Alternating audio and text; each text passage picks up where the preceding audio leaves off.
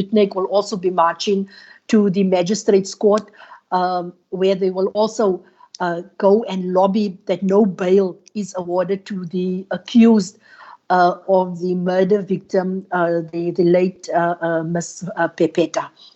So all of these things are happening on a day-to-day basis, and the voice of the legislature cannot be quiet. So we thank all of those who take the extra.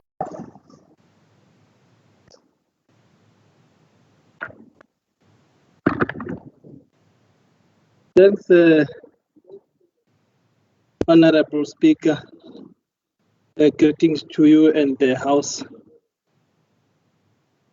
Honorable Speaker, I move without notice in terms of Rule 130 that the House 1 notes that this plenary session takes place as the country enters Heritage Month, which is purposefully set aside to highlight the various cultures and traditions of the people of South Africa.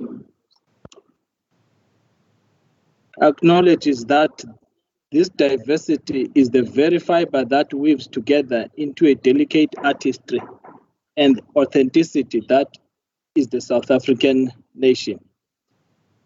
Remembers the Rainbow Nation version as espoused by our late father of the nation, the Honorable Nelson Mandela, who sought to realize the Freedom Charter ideals, which advance that South Africa belongs to all who live in it, where all people shall have equal rights to use their own languages and to develop their own folk culture and customs.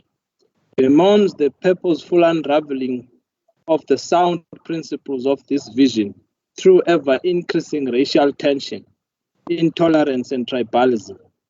As such tendencies threaten the national unity and progress that all progressive forces seek to achieve.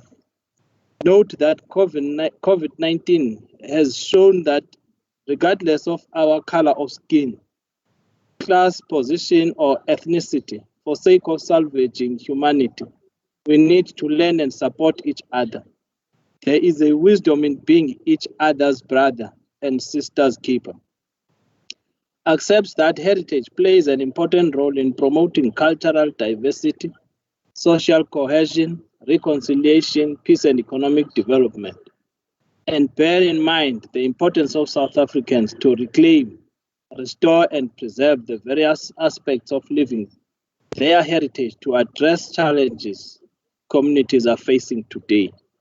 Encourages that culture and heritage be promoted in all spheres of society, with particular reference to school curricula as a means of instilling national pride and embracing diversity of race, culture, and creed, an approach which should include cultural tradition, oral history, performance or performing arts, popular memory, skills, as well as an indigenous knowledge system.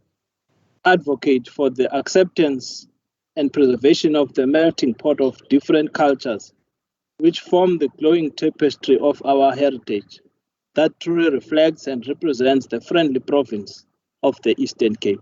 I so move. Thank you.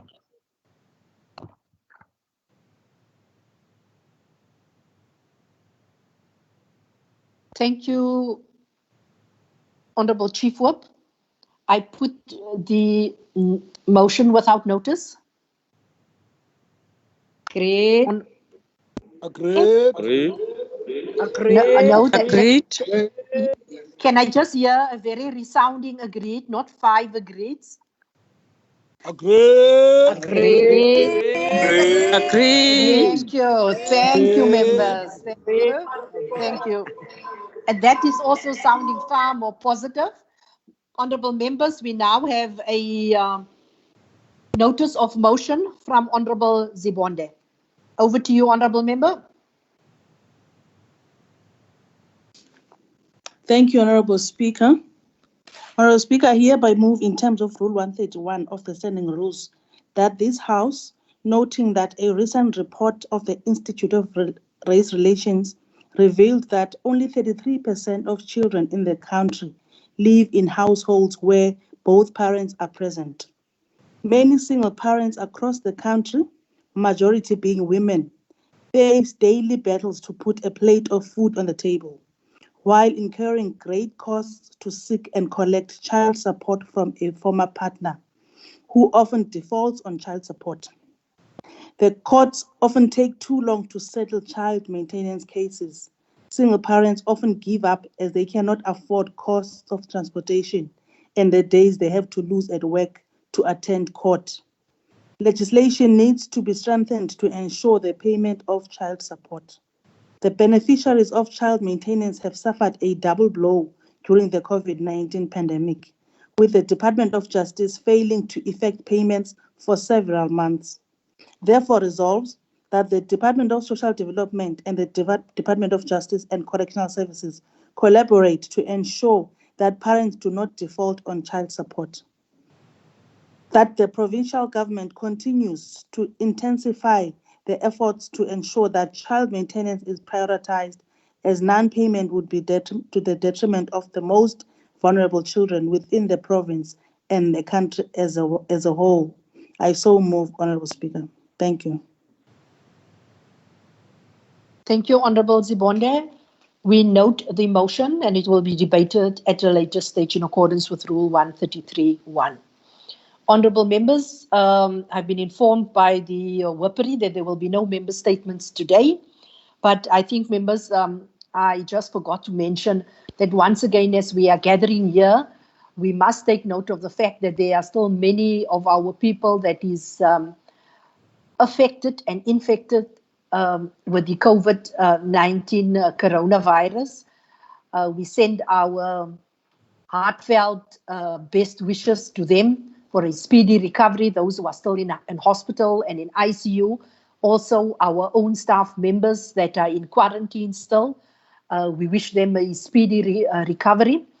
To those that have lost loved ones during the last house sittings, our condolences are with you as well as our prayers. But I think we also take heart from the fact that our province is now on record as more than 90% in terms of the recoveries. That could only have been done with a concerted effort from all the frontline staff working together, especially our health professionals. And really, we need to give a shout out to all of those who diligently have gone beyond the call of duty on a daily basis to make sure that our people are treated in a humane manner, that they put the service and a quality service for our people first. Thank you to all of them. And also to those that have, on the frontline staff members that have become infected and have lost colleagues, our prayers and our thoughts are with you during this time. Now we will be going over to the questions, honorable members, on the question paper. However, before we start, I wish to advise members that today we will take an hour and a half. That means we will take 90 minutes for the oral questions in line with Rule 186.3. This is due to the fact that we have 50 questions on the order paper today. And if you look at certain of the questions, some of them have got 3 to even 5 subsections thereof.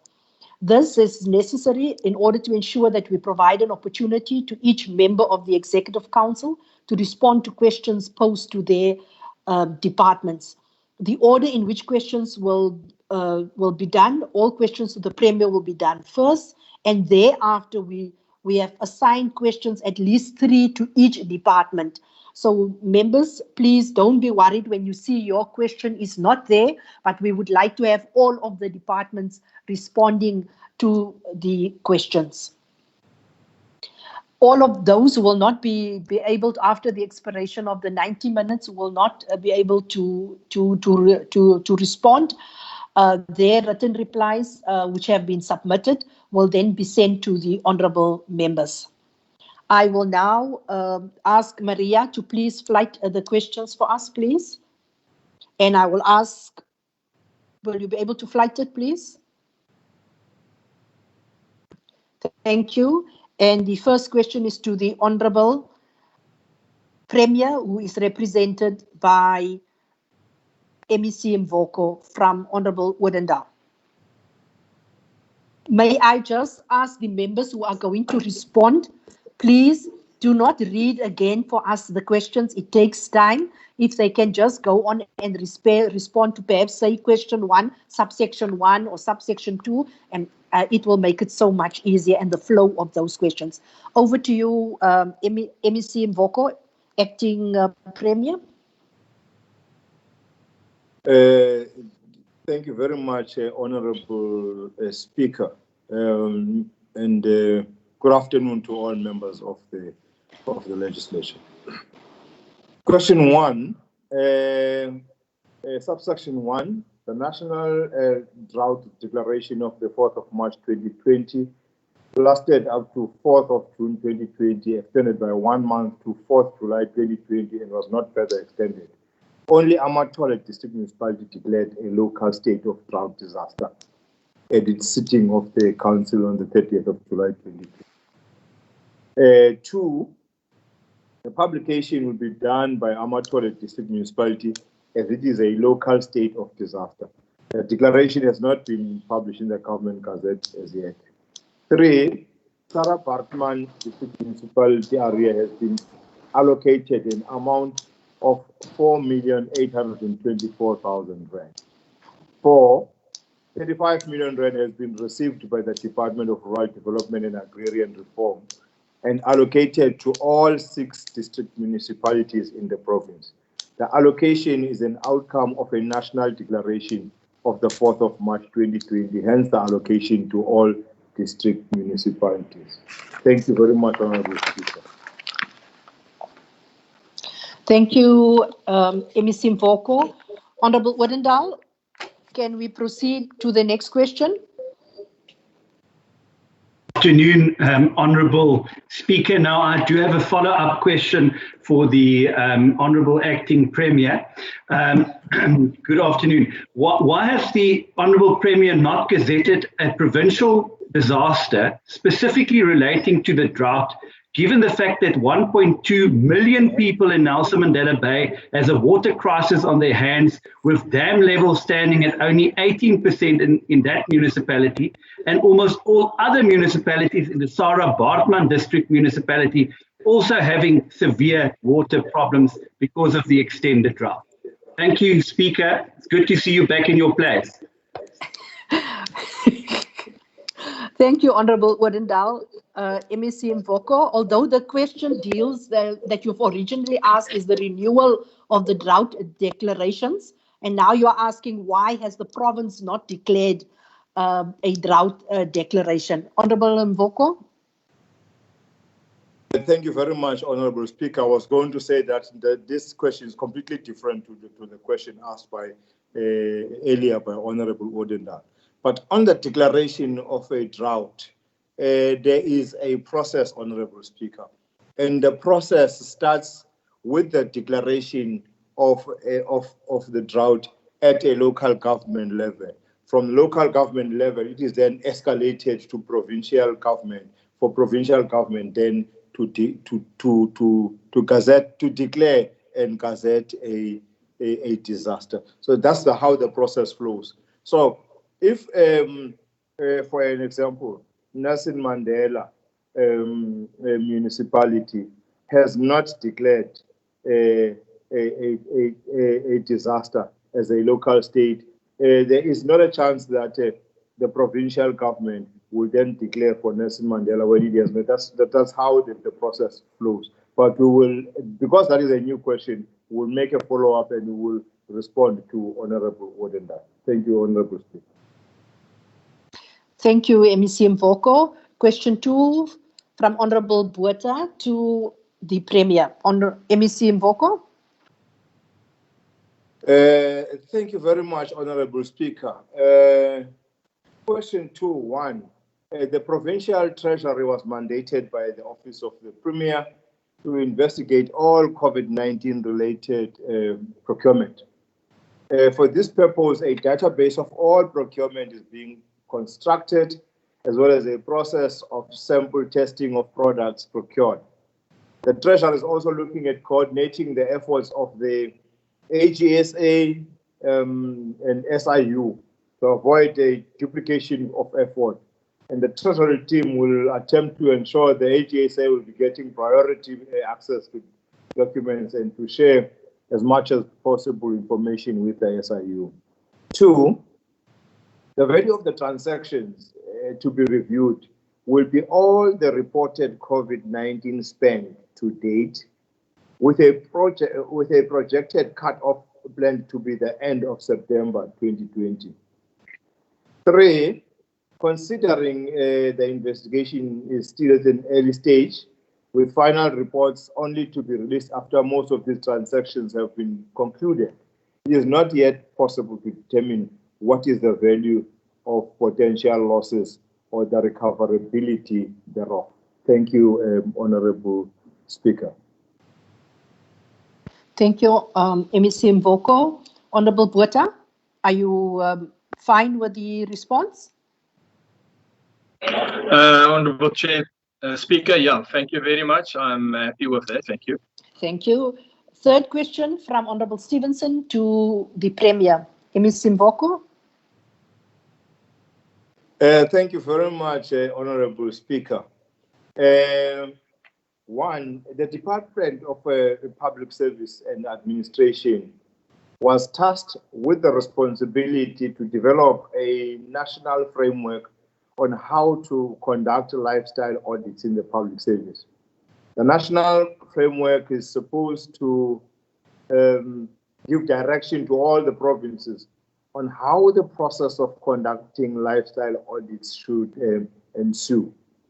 Now, the national framework has still not been provided, Honorable Speaker, and as such, there is no guide on how provinces are to conduct lifestyle audits.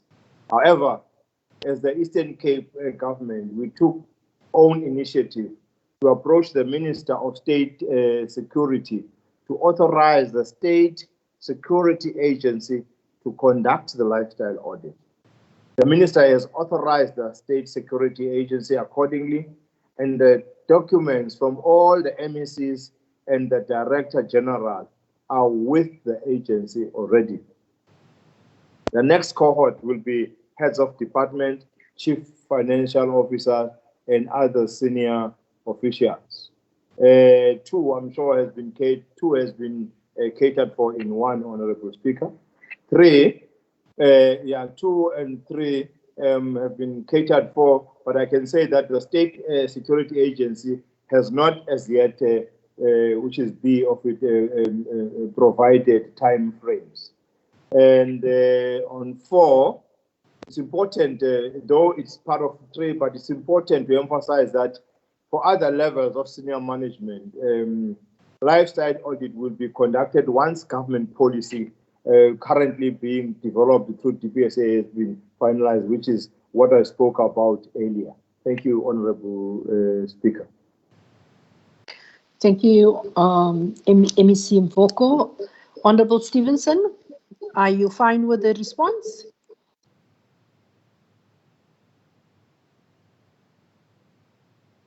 If Honorable Stevenson is not in, can we then go to the 4th question from Honorable Van Boegenrode to the Premier? He is in, Honorable Speaker. He is not responding. Honorable Stevenson, are you fine with the responses from MEC Mvoko? We will then go over to question 4 from Honorable Van Boegenrode to the Premier. MEC Mvoko. Yeah. Thank you very much, Honorable Speaker. Provincial Treasury was given the instruction in May 2020 to conduct investigation on all COVID-19 documents in all departments. Due to the volume of transactions, the investigation has not been completed yet. The Premier is expecting Provincial Treasury's reports within the next few weeks. Upon observing the volume of transactions that Provincial Treasury is dealing with, we also enlisted the support of the Auditor General and the Special Investigative Unit, UISIU, who are working collaboratively with Treasury. Only when the Premier receives the reports with the findings of these investigations will it be established if there is a case that the mentioned MEC will have to answer. Thank you. Thank you, Honorable Speaker. Thank you, MEC Mvoko. Honorable Van Boegenbode, are you fine with the responses? He's fine, Honorable Speaker. Thank you, Deputy Speaker. We will now go to question 5 from Honorable Nyalambisa to the Premier. Yes, MEC Mvoko, there are 8. There are? Are you done, Honorable Speaker? I seem to have lost the speaker. She was saying something, then got cut. Let me respond to question 5. Maybe the speaker will come back after responding to this question. On 1, allegations of corruption do surface from time to time. Members of the public are expected to report such allegations directly to law enforcement agencies who have the authority to investigate such cases. Due to the shortness of time, it was not possible to gather such information from all state institutions. The province has embarked upon the following: established anti-corruption, ethics and security management fora to guide departments on policy development and implementation. 2, providing support to municipalities on anti-corruption policy development and reviews. 3, training municipal officials and councillors on anti-corruption strategies. 4, strengthen the relationship with 4 law enforcement agencies, conducting ongoing awareness sessions in collaboration with SAPS, SIU, DPCI, Traffic Services, SASA, SSA, etc.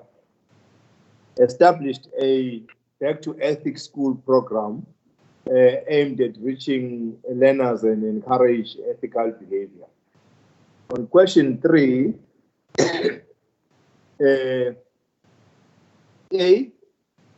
one, inadequate capacity both internally and externally to detect acts of corruption before they occur.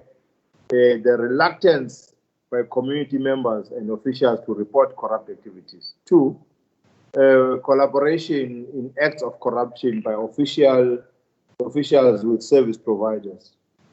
On B, 1, reduction in the number of officials of government reported to be conflicted with 6 departments implicated, and a total of 47 officials said to be conflicted and benefited from trading with government, compared to all 13 departments and more than 800 officials in the previous financial year.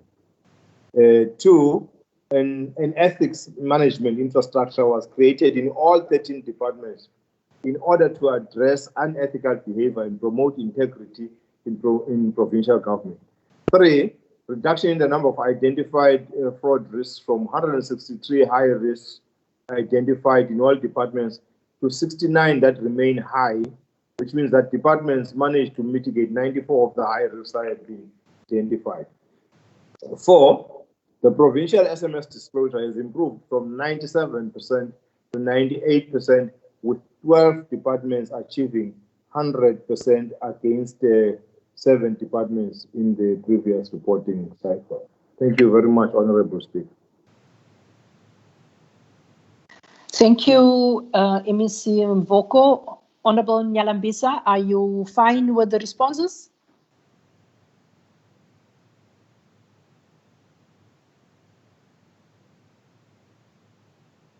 Honorable Nyalambisa.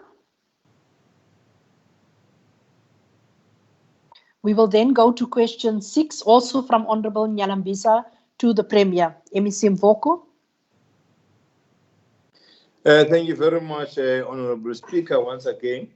Um, Question 6. Lifestyle audits will cover premier members of the Executive Council, Director General, heads of department, and heads of department. As mentioned earlier, the DPSA is developing a policy framework that will enable government to conduct lifestyle audits at other levels as well. Now, the Eastern Cape provincial government has already started the process with the State Security Agency. It will depend on the State Security Agency process as to when lifestyle audit will be finalized. Thank you very much, Honorable Speaker. Thank you, MEC. Honorable Nyalambisa, are you fine with the response? I'm not sure if Honorable Nyalambisa is in the house.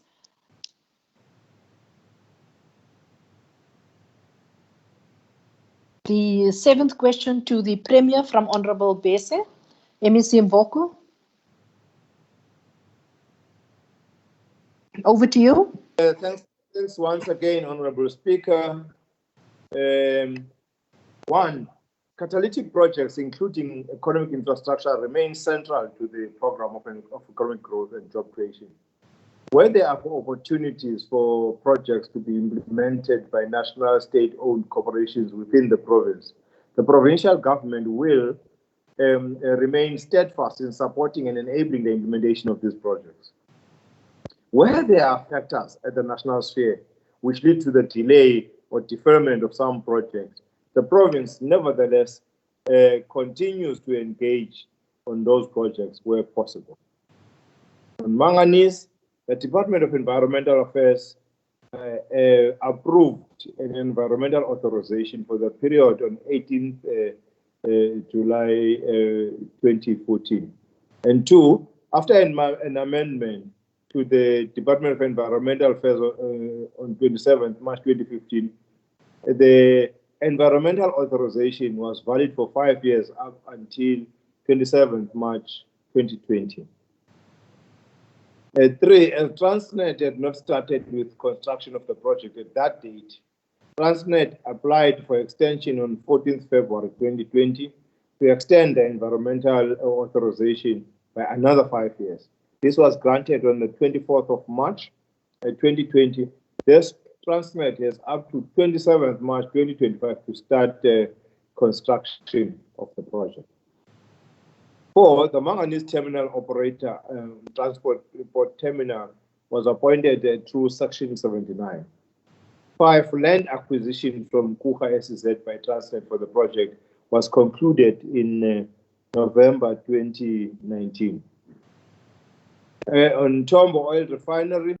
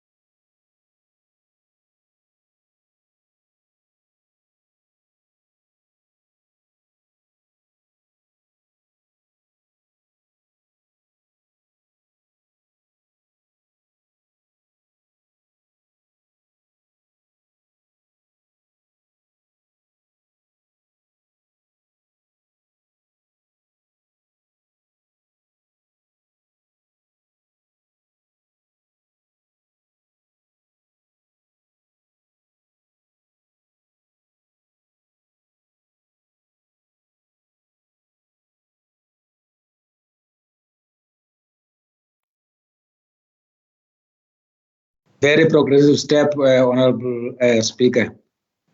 The response to the question is that all the investigations in relation to public representatives was handed over to SIU after the proclamation was issued in this regard.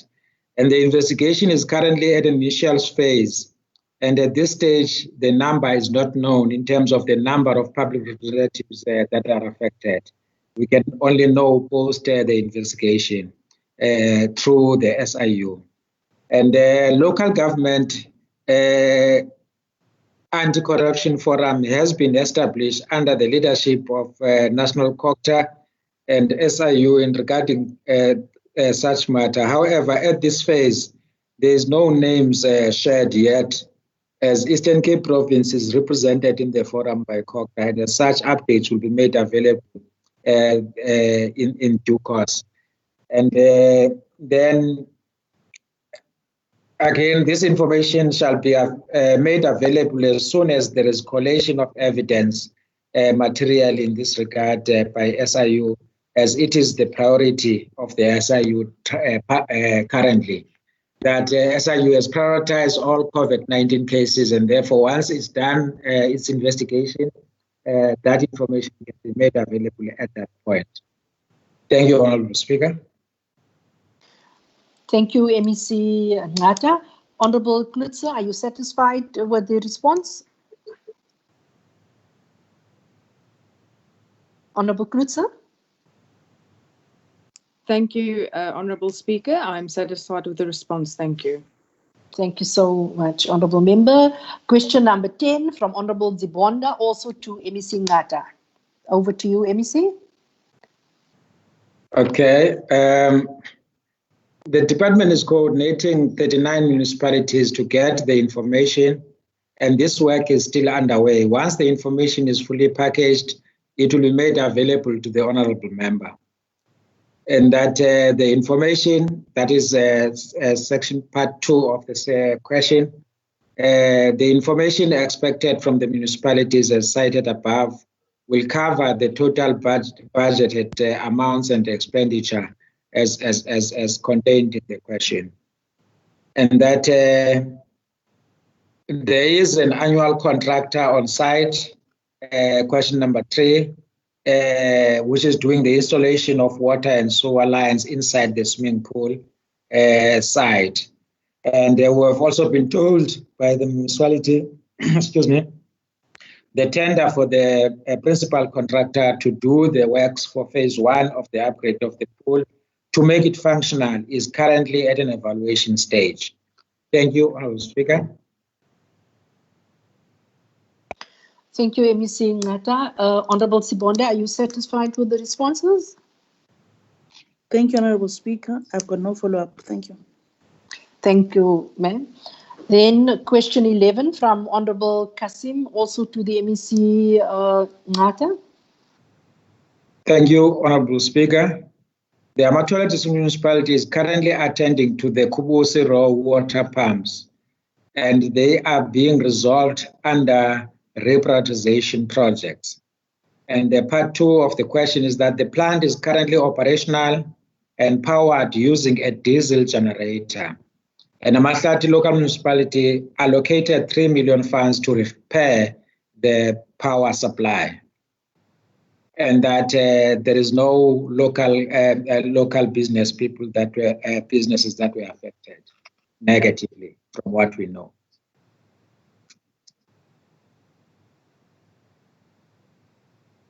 That's all, Honourable Speaker. Thank you, MEC Ngata. Honourable Kasim, are you satisfied with the responses? Honourable Speaker, may I ask a follow-up question?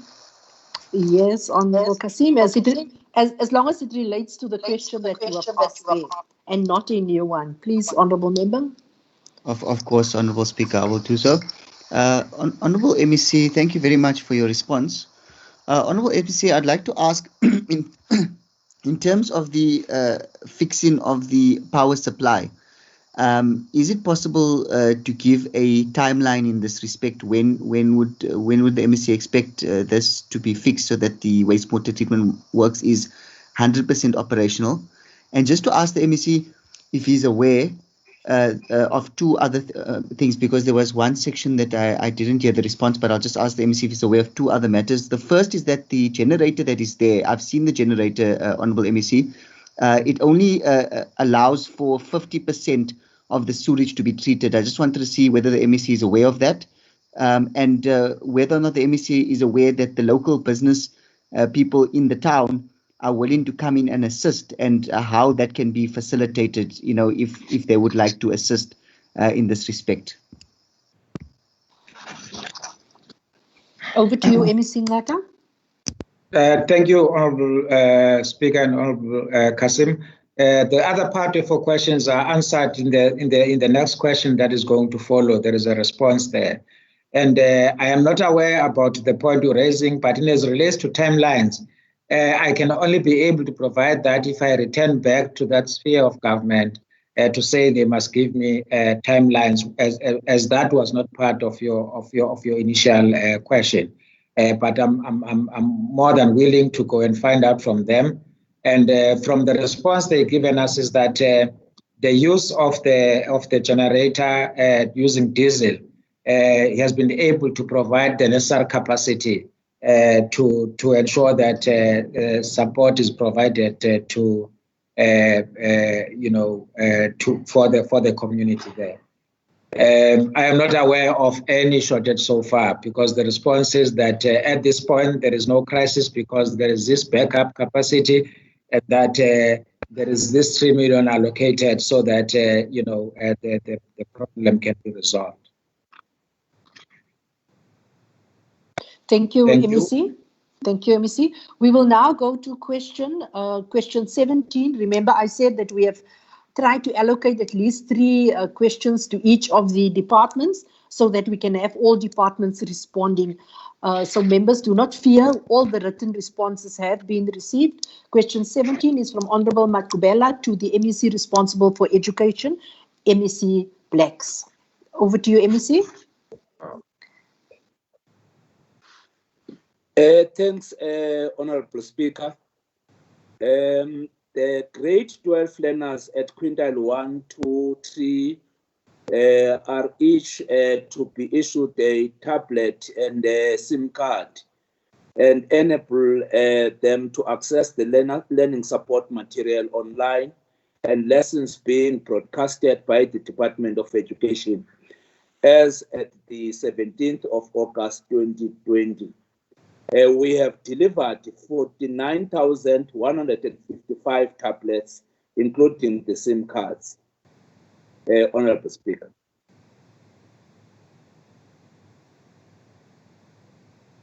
Thank you, MEC Blacks. Honorable Makubela, are you satisfied with the response? Thank you, Honorable Speaker. I'm satisfied, Honorable Speaker. Thank you, MEC, for your response. Thank you. Thank you, Honorable Member. Question 18, also from Honorable Makubela to MEC for Education, MEC Blacks. Thanks, Honorable Speaker.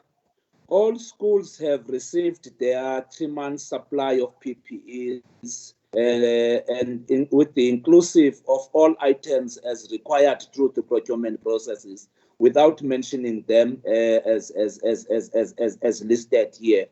But the school support teams have also been contracted and placed at schools as interim measures to ensure the adherence to COVID-19 regulations.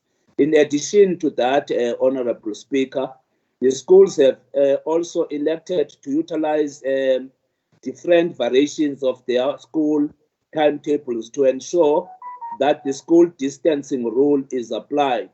Out of the 5,121 schools, 1,693 have chosen rotational of grades or alternative days within the week, and 444 have chosen a sacrosanct process of just rotating the grades within the very same week without the alternative ones. And also 2,841 schools have retained the original timetables meaning that they continue with the current form of teaching. And 143 at the time of the questions requested, they did not indicate their preference. But afterwards, we have then sent the officials to persuade them to quickly resolve the matter. But they have chosen to continue with the original timetables that are currently underway, Honorable Speaker.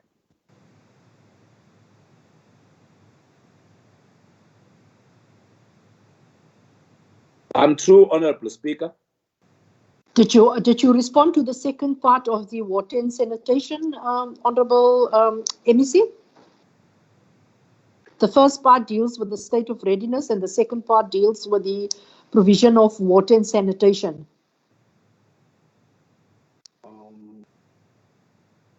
Of the same question, 18. Yes, Honorable Speaker. Out of the 755 that we were given, we have been able to target the provision of water and have been provided the tanks which have been installed and filled.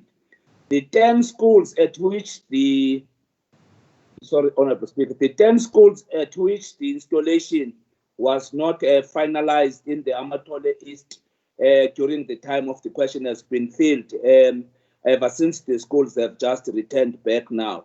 All of the 946, which means 100% the targeted schools for the provisioning of the sanitation, have been provided with temporal toilets, so that we can be able to continue with the work. All schools have been reopened by now, with the exception of one situated in Jogabi district due to the infrastructure challenges. The Maclear Junior Secondary School, but however they have utilized an alternative venue, which means therefore also they have opened up, whilst the construction has been put in place to deal with the infrastructure problems that they have. Thank you, Honorable Speaker. Thank you, MEC Blacks. Honorable Matubela, are you satisfied with the responses? Yes, Honorable Speaker, I'm satisfied. Thank you so much, Honorable Member. The next question is from Honorable Anil Kumar, also to the MEC responsible for education, MEC Blacks. Thank you, Honorable Speaker. To date, the 5,608 comorbidities application have been received, of which out of that number, 2,230 applications have been approved by the Department of Education in collaboration with the Department of Labor and also the Department of Health. The 589 applicants have been turned down. The 2,763 applicants are still pending, Honorable Speaker, precisely because of the complexity of the submissions that the individuals have been made, and their doctors have to make some verification on some of the items that they have lifted, so that the department can certify some of those highlighted issues by the Department of Health and the Labor in the context of the comorbidities. And the department has also ensured that all comorbidities case of teachers have been fast-tracked, and it is therefore with its intention that the current posts are filled by appointing assistant teachers to ensure that seamlessly the teaching and learning process is not distracted. The provincial treasurer has availed 341 million rands to pay for the assistant teachers, which the majority of them has already been appointed in schools. Furthermore, Honorable Speaker, teachers working from home are also required to perform prescribed duties whilst at home, has also to assist the assistant teachers teaching in their own place, so that we don't have distractions in terms of preparing for the examinations. Thanks, Honorable Speaker. Thank you, Honorable MEC. Honorable Anil Kumar, are you satisfied with the responses? Honorable Speaker, I'm happy with the response of the MEC. Thank you. We will now go to question 22 from Honorable Vimbayo to the MEC responsible for finance, MEC Mvoko. My apologies, but you are up again. Thank you very much, Honorable Speaker. On question 22, the rationale is to promote transparency, accountability, and ethical conduct on the part of the provincial government. And B, the publication of the report is intended to ensure good governance in the public service. 2, as of the 19th of August 2020, orders amounting to 877,467,056 rand 0.89 were placed with 562 Eastern Cape based suppliers, and that is 72.99% of the orders were in the Eastern Cape. The list of suppliers and values, I think I've supplied those as an annexure to the honorable member, so I don't read all of them, but I've provided a list of the suppliers and values. Thank you, Honorable Speaker. Thank you, MEC Vimbayo. MEC Mvoko. Honorable Vimbayo, are you satisfied with the response? Honorable Vimbayo. She's fine, Honorable Speaker. Okay, thank you, Deputy Speaker. Question number 23, also from Honorable Vimbayo to the MEC of Finance. Thank you, Honorable Speaker. My apologies for not switching off. Just hold on. MEC, Deputy Speaker, can you please mute Honorable Vimbayo? Can you please mute from if you are in the chamber? You may proceed, MEC Mvoko. Thank you very much, Honorable Speaker. On question 23, Provincial Treasury monitors and reports on the expenditure related to COVID-19 on a monthly basis to provincial top management, to the Cabinet Budget Committee and the Executive Council. COVID-19 expenditure is included in the Provincial Financial Position Report for June 2020. 2, given the procurement opportunities provided by COVID-19, the provincial government deemed it appropriate for the provincial government to arrange a transversal contract for PPE items that can be they can be sourced from Eastern Cape-based manufacturers in line with the local economic development procurement framework.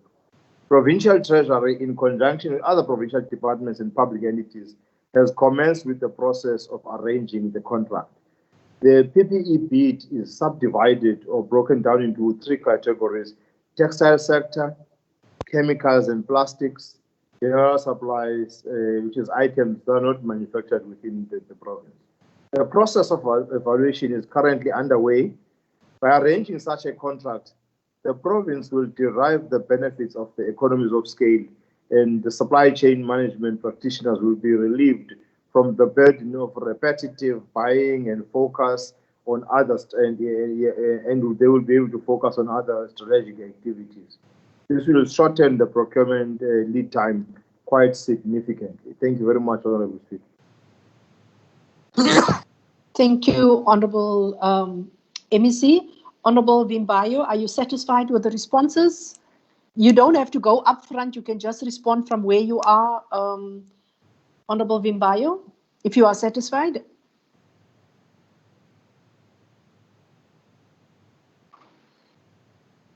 Honorable Vimbayo? She is fine, Honorable Speaker. Thank you, Deputy Speaker. The question number 24 from Honorable Fishlani, also to the MEC responsible for finance, MEC Mvoko. Thank you very much, Honorable Speaker. On 1, The provincial departments procured personal protective equipment in line with the price list issued by National Treasury contained in the National Treasury Note number 5 of 2021. Emergency procurement in response to the national disaster dated 28 April 2020. The instruction note has maximum set prices to be paid by institutions for selected COVID-19 PPE items. 2, provincial treasury is not aware of any deviations by provincial departments. However, all COVID-19 related procurement is currently being audited, and the exercise will reveal whether there are any deviations from the set prices. Thank you very much, Speaker.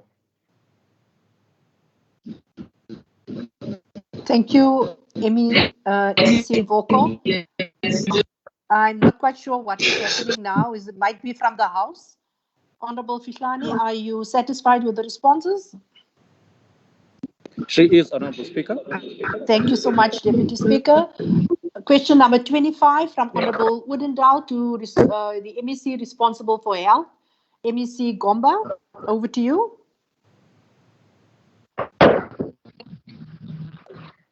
Thank you, Madam Speaker.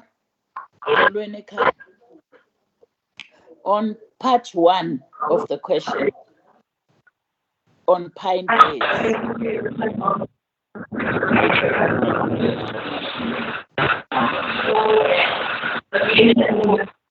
Should I continue, Speaker, in this noise?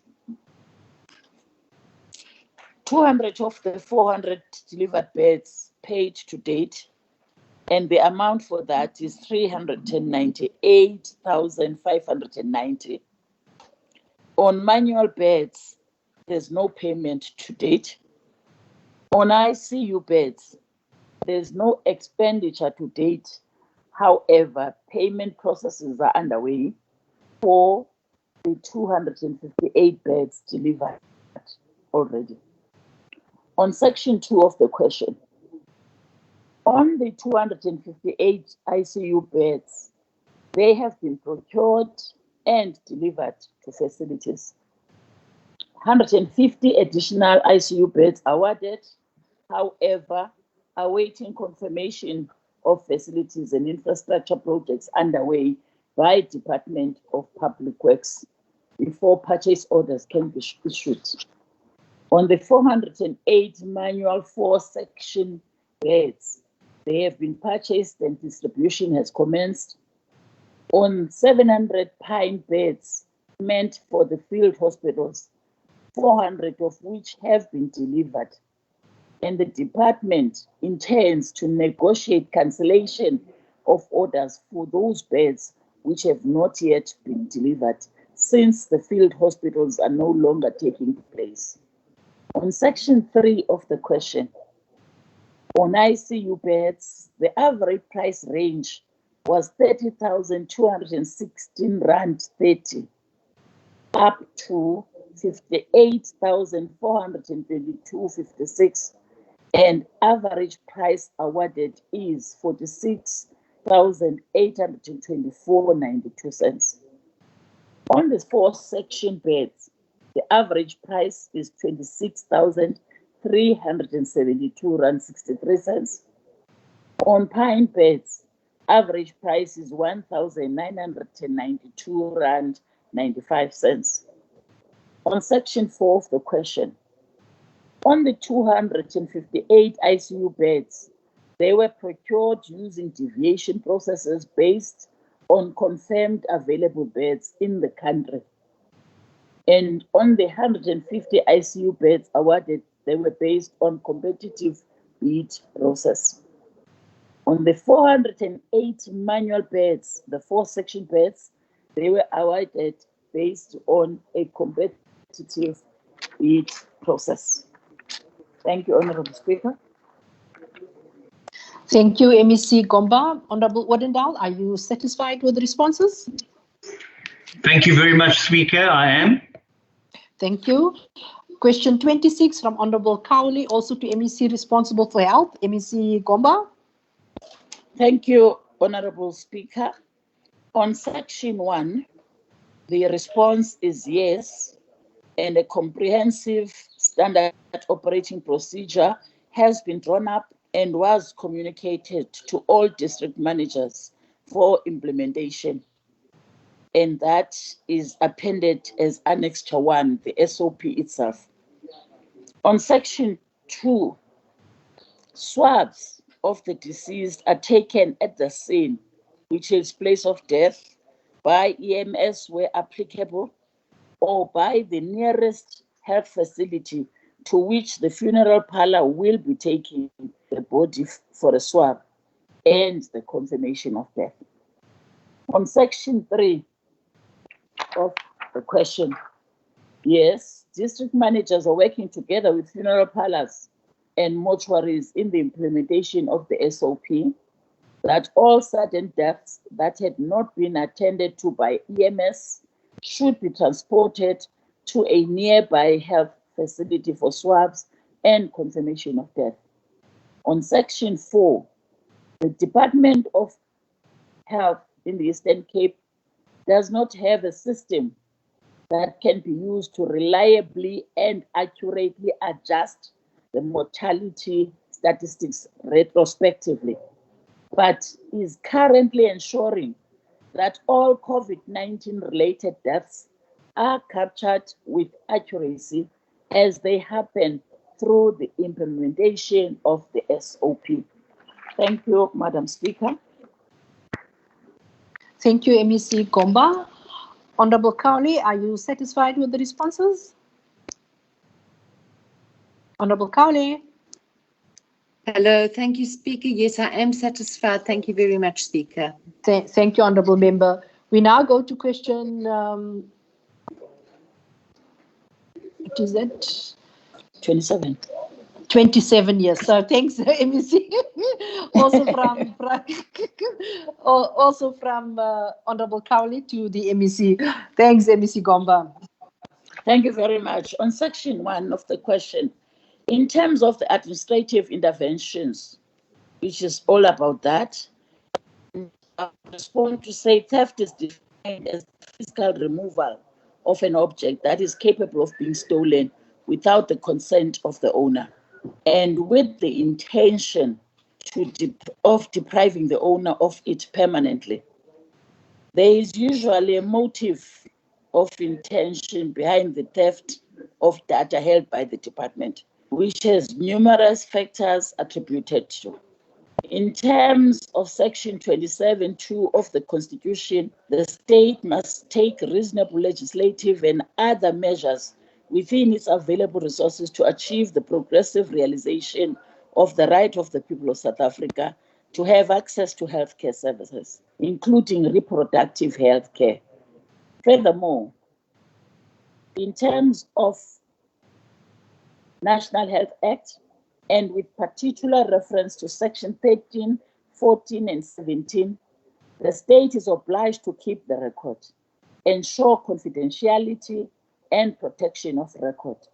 Whilst the department has acquired security services that monitor entry and exit of public or officials within state people, some of whom have ulterior motives, it is common knowledge that theft practices have been so advanced that while the records held manually by the department are still assessed by those that lack authority, and such practice have been so prevalent that the department realizes that it cannot be business as usual. When documents are digital and stored in an auditable system with paper trail and personal logins credentials, it becomes easy to identify unauthorized access. While those that have authority are able to be audited on which records they have access, about time frame, and it is even easy to electronically mark when the data was accessed and by whom, time, date, and frequency included. The auditable control measures will be used to flag those unauthorized or suspected theft of information. And the department has then managed to request for access to to information manually in the past. It has since revised its approach to management of clinical data and requests. We have acquired scanners, filing systems, and copiers, and the employment of interns in order to focus as a first prize on hotspots facilities strengthening of related administrative support. And filing systems meant to lock away clinical data for safekeeping of said information so that it not become easily accessible to unauthorized users. And the department, on the other hand, is developing a uniform information management repository tool that will record trails, also record per year requests made in respect of data in the custody of the department, and then streamline release process where it is official granted, and also keep a paper trail of requests compiled with and persons affected by that compliance, so that those who will be having information without authorized trail record will easily be identifiable and be subjected to necessary process of criminal investigation or prosecution where cases identified, and no longer manage manual registers that do not assist at the time of need to show which officials have been accessing the said data and under what authority or circumstances, where there is prevalence of record thefts, high proportion of litigation arising from facilities, which gives impression that theft has an element of internal and external syndicates. The intents will strengthen the element of search of records that are not easily traceable and will vigorously be trained to ensure that the department eliminates risks of time frame non-compliance at a facility level. On part 2 of the question, the department does not have record of any employees who were charged specifically for misconduct related to theft of medical files. However, following a forensic investigation by Nexus in 2019, a total of 5 senior employees were precautionarily suspended and later charged on allegations of fraud and corruption. 4 of these employees have since resigned and left the department. 1 still in the employ is still going through the internal disciplinary processes. Section 3 of the question is none. And section 4 of the question, 4 of the 5 employees were charged for fraud. The same I've mentioned above, 4 resigned and 1 still going through disciplinary processes. And section 5 of the question, as indicated in question 3 above, the process is still in pursuit. Thank you very much, Madam Speaker. Thank you, MEC Gomba. Honorable Cowley, are you satisfied with the responses? Yes, thank you very much, Honourable Speaker. I'm satisfied.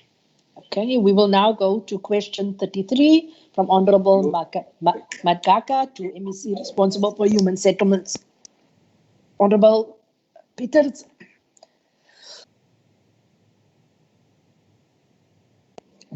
She is coming to the podium, Honourable Speaker.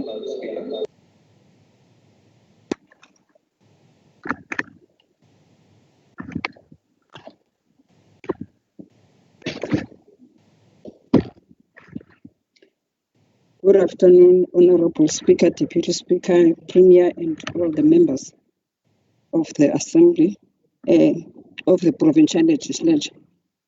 On question 1, A, the N2 nodal development comprises of 4 sub-projects. There are projects to yield over 12,100 new housing opportunities on greenfields land and formalize the informal settlement of Grogo with approximately 210 units. On B, we have Bay West development, phase 1 and 2. Phase 1 was completed in 2016, and now we're in phase 2 which is a category B planning, we're at the planning phase. And the next project is Utopia Estate Mixed Use Development. It's at inception stage. And the third project is N2 North Integrated Development. It's still awaiting EIA appeals outcome. And the fourth one is ERF 432 Hunters Retreat. And this one is at inception stage. And part C of the question is the project pre-planning and planning is done by Nelson Mandela Metro utilizing USDG funding. This project will include development node with major bulk infrastructure upgrades, bulk water, sewer, road infrastructure, including the new Western Interchange. And part D of the question, the first one is Bay West Development. The property is privately owned. It's not owned by government, but HDA is pursuing the conclusion of the institutional arrangement for the N2 nodal development. And the second one is Ethiopia Estate Mixed Development. Phase 1 of the development has been granted an EIA extensions. So now they are busy with pre-feasibility studies, and they have concluded that now they are busy with installation of phase 1 bulk services to commence. That was supposed to commence in 2019, but not yet, because Nelson Mandela and HDA, they are busy with that because they have to utilize the USDG for that. So they are expected to do that within 24 months. And the third part of the question, construction of phase 1 for residential units will commence within 18 months of the completion of the infrastructure installation. That will be completed within 36 months of the date of commencement. And then the third project, N2 North Integrated Development. The property is owned by Metro, and they have appealed for the declined EIA that has been done, so they are waiting for the response. And there are 32 alternative land parcels that were identified and submitted to HDA for consideration. And they are having discussions with Nelson Mandela, so they are waiting for a decision by the Metro municipality. And the last one is R432 Hunters Retreat.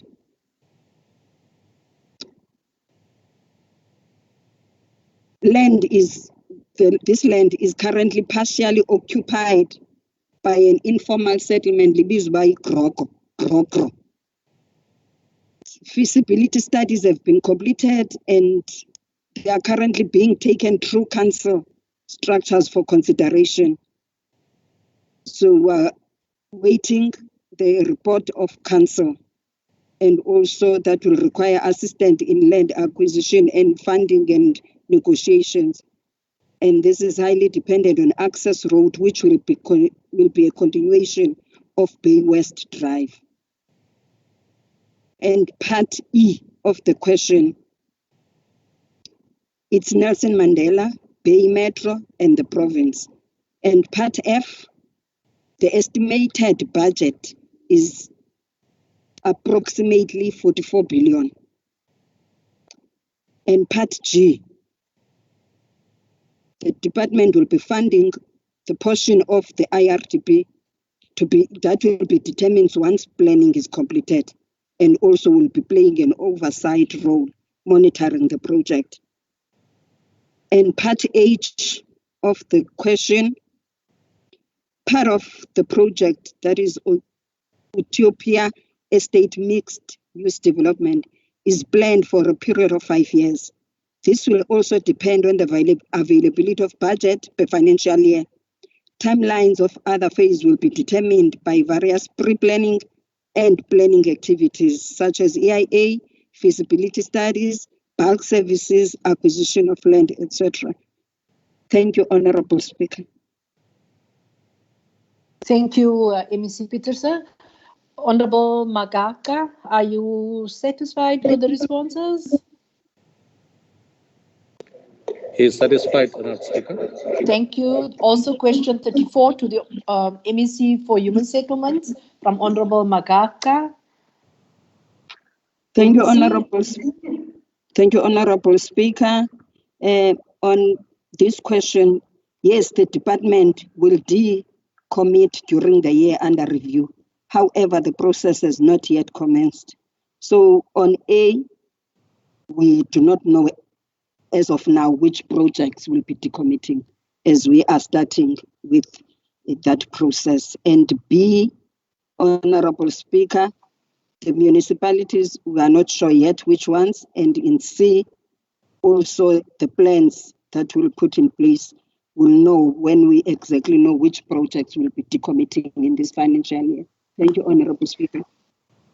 Thank you, MEC Peterson. Honorable Member. He is satisfied, Speaker. Thank you. I just hear there's a bad echo. Honorable Klutsia, question 35 to the MEC responsible for public works, MEC Madikizela. Over to you. Thanks, Honorable Speaker.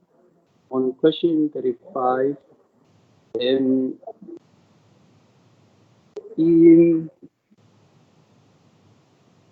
the project implementation, the project is implemented, Honorable Speaker, by Water and Sanitation, and it's coordinated at the office of the Premier. So we therefore advise that all the questions related to the project be directed to the office of the Premier. Thanks.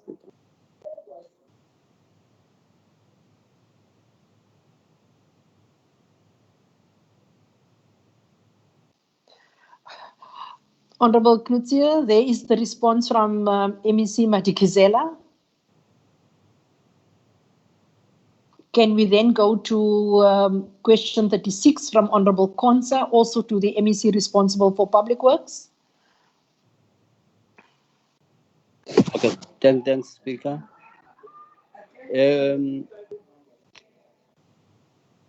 For the state properties, we only used 100% private facilities for COVID. Mainly it's because of the condition of the state buildings, of the state properties, and the requirements by WHO that were very high for the properties to be used. So we only used the 100% private facilities so far for isolation purposes, because they were saying it must be like a 5-star hotel with all those requirements of like a hotel type of arrangement that then we did not have, and it could have costed more to refurbish them to that state. So it was a better option to use the privately owned because of the limited resources for refurbishing. Yeah. Thanks. Honorable Konza, there is the response. Are you satisfied? Honorable Konza?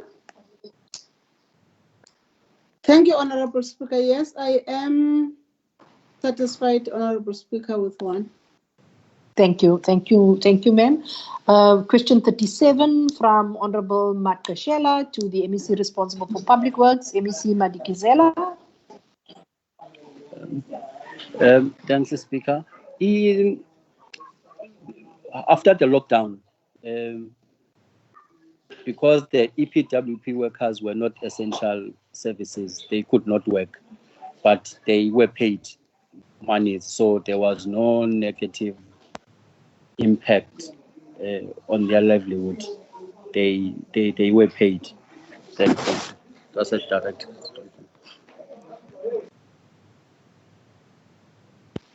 Thank you, MEC Madikizela. Honorable Makashela, are you happy with the responses? There's a very bad echo coming from the chamber. He is fine, Honorable Speaker. I think we're trying to switch all the mics off. Okay, thank you, Deputy Speaker. Then question 39 from Honorable Buerta to the MEC responsible for safety and liaison. MEC Komonya is standing in for, no, that's safety and liaison. That's MEC Tikane. Sorry for that. Yeah, I just. Honorable MEC. Question 39.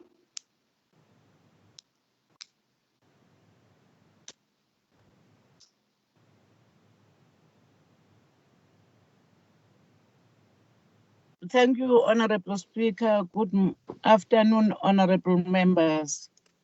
The department will implement the youth brigade at schools where there is an existing safety patroller footprint. The implementation of the program will entail the promotion of social distancing and creation of a safer school environment on a 24-hour basis. Thank you, Honorable Speaker. Then, in responding to question 2, the program will target 30 people in the Nelson Mandela metro area. Thank you, Honorable Speaker. Thank you, MEC Tikane. Honorable Buerta, are you satisfied with the response?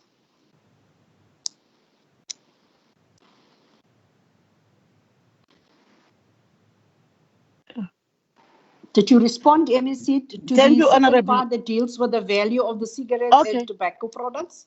Okay, my apologies, Honorable Speaker. I responded to those of Honorable Malam Leila. The response to question 39 is that 171 liquor outlets were found to be operating illegally during the lockdown period. In Alfredo, they were 21. In Amatole, they were 40. In Buffalo City, they were 13. In Crisani, 26. In Jogabi, 12. In Nelson Mandela, 7. In OR Tambo, 35. And in Sarah Batman, 17. It's not within the South African Police Service jurisdiction, but the Eastern Cape Liquor Board. Not within the South African Police Service jurisdiction, the liquor outlets that were operating illegally were charged and fines were issued. Liquor was also confiscated and booked into SAP 13 for safekeeping until finalization of the case. SAPS can neither withdraw nor make any other determination other than court proceedings. Honorable Speaker, with regards to question number 39.2, there were 773 cases of confiscation have been registered on the case system. There is no value captured. Thank you, Honorable Speaker. Thank you, Honorable MEC. Honorable Buerta, are you satisfied with the response?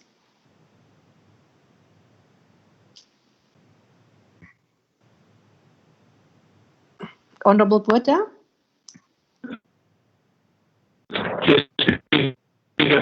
Thank you. Thank you. Then question 40, Honorable MEC. Can you please just go back to question 40 from Honorable Malam Leila? Thank you, Honorable Speaker.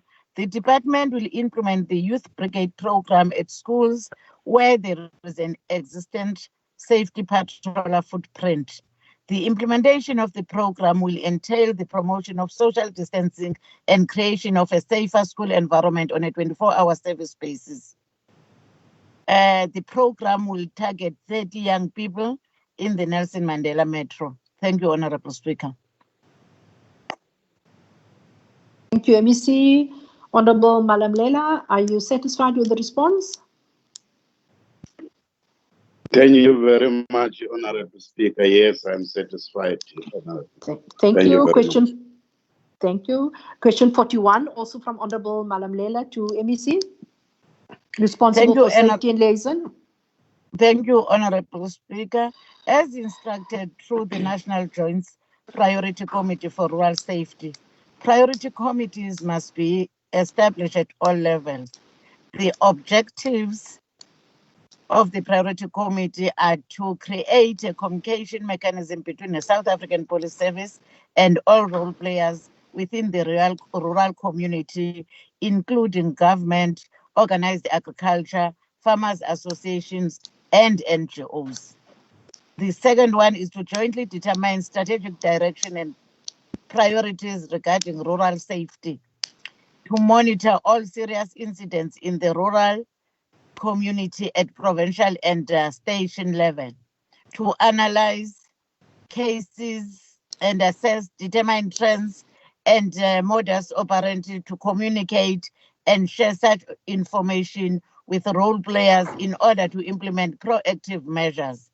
Develop and implement proactive measures and operation to address crime in the rural environment, and also monitoring and evaluating current strategies and operating, and to define solutions to jointly address identified problems in the rural environment. The implementation of these objectives is aimed at reducing the crime levels in the rural environment. The impact of the measures that are implemented is determined by the fact that the community has special responsibility for eliciting the collective commitment of its members to values, norms, and standards of eliminating the stock theft, as well as the crime statistics, whether an increase or decrease is reported. Thank you, Honorable Speaker. Thank you.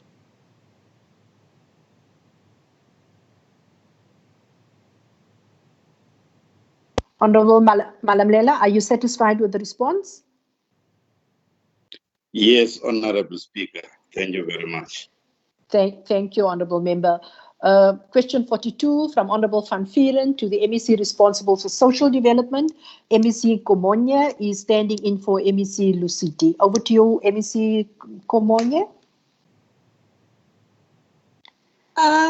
Good afternoon, Honorable Speaker and members. Oh, Honorable you Speaker, are in the I tried house. to indicate that I'm back. Yes, I have arrived, Honorable Speaker. Thank you. So I will be over to you, taking yes. Thank you, Honorable Speaker. To respond to the first question of question 42 from Honorable Van Vieren, the National Registration Register reflects 21,084 NPOs in the province from the different sectors. B, the registration of NPO is done through the National Department, which is responsible for the National Registration System of NPOs. C, the department does not have viewing rights in terms of disaggregating the information that is in the national system, and the details requested are not in our competency. Then the second question, in question 42, then we have submitted a table with the number of the NPOs, but the department from the equitable share subsidizes 2,662 NPOs, and the table below is quite comprehensive, Honorable Speaker. If you were to allow me to just say that it will be submitted to the Honorable Member, otherwise I fear it will take too much time, if you allow. That's fine, Honorable MEC, you may proceed. Okay. Number three, there is a table as well on question number 3A in terms of these how many NPOs, and the response is 0 across all programs, and then B, it's all, and C, no direct funding from the department allocated for NPOs, since the department pays according to modalities, and PPEs was not part of the allocated funds.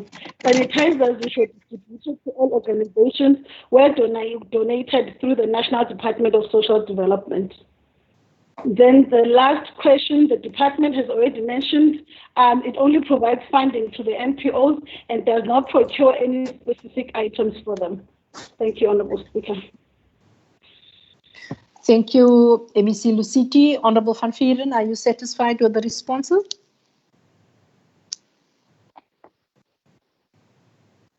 Honorable Van Vieren? It's quite Honorable Speaker. Thank you so much, Deputy Speaker. Question 43 from Honorable Fanta. also to MEC responsible for social development, MEC Luciti. Thank you, Honourable Speaker. SAFA and commercial banks to urgently conclude the agreement regarding the mobile money transfer to all unbanked beneficiaries, support to improve its cash flow processes, support to employ adequate number of tellers, support to ensure queue management is performed at their outlets, support will ensure the social distancing measures are observed by engaging services by the South African Police Service, such as volunteers, law enforcement from various municipalities, the South African Police Office, to ensure dignity services are provided to their outlets, and then only beneficiaries with proof of notification will be allowed to the queue management. And then number 2, there are weekly management reports done by SASA, and the REM of SASA represents these fortnightly, the implementation and progress to the MEC and the Provincial Command Council, chaired by the Premier. Number 3, persons with incomplete applications are notified through the application channels to which they have applied with, to inform them to submit the missing information, and those that are rejected are notified with the various reasons of rejection. SASA has entered into a partnership with the four major banks, and they are in the process of migrating the applicants into the bank infrastructure. The mobile money transfer for all unbanked beneficiaries will ease the pressure from SAPO. But Honourable Member, I think it's important to note that the program is managed by SASA and the South African Police Office, and also managed SASA national, but SAPO is going to be working with the various joint operation centers. Thank you, Honourable Speaker. Thank you, MEC Luciti. Honourable Fanta, are you satisfied with the responses? Honourable Fanta? Thank you, Speaker. I'm satisfied. Thank you. Thank you so much. Question 44 from Honourable Zibonda to MEC responsible Yes, Speaker, for sport, I'm satisfied. recreation. Thank you. Thank you, Honourable Member. Question 44 from Honourable Zibonda to the MEC responsible for sport, recreation, arts and culture, MEC Komonye. Over to you.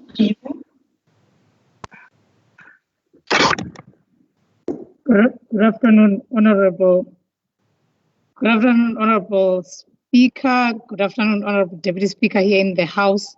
This is the response to the question. I would not repeat the question for saving time. The department has set aside an amount of 15 million for both sectors, that is sport and the creative industries, as a relief fund. 9 million for creative industries or cultural affairs, and 6 million for the sport sector. The second question is, how much has the department spent thus far? The department is busy with due diligence process to mitigate potential risks.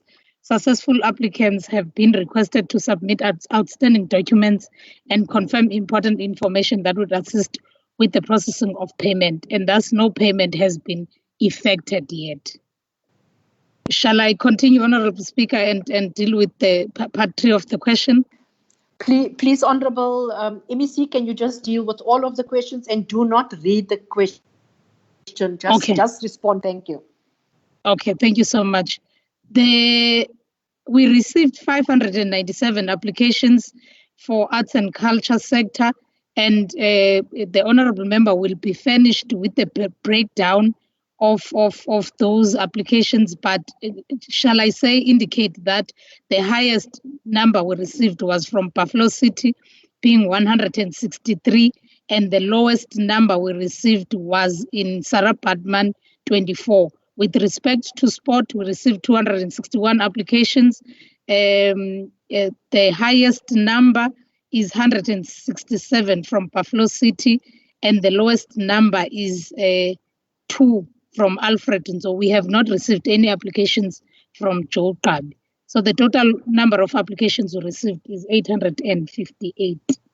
The adjudication panel has approved a total of 316 applications with a total of 6.6 million for creative industries. And for sport,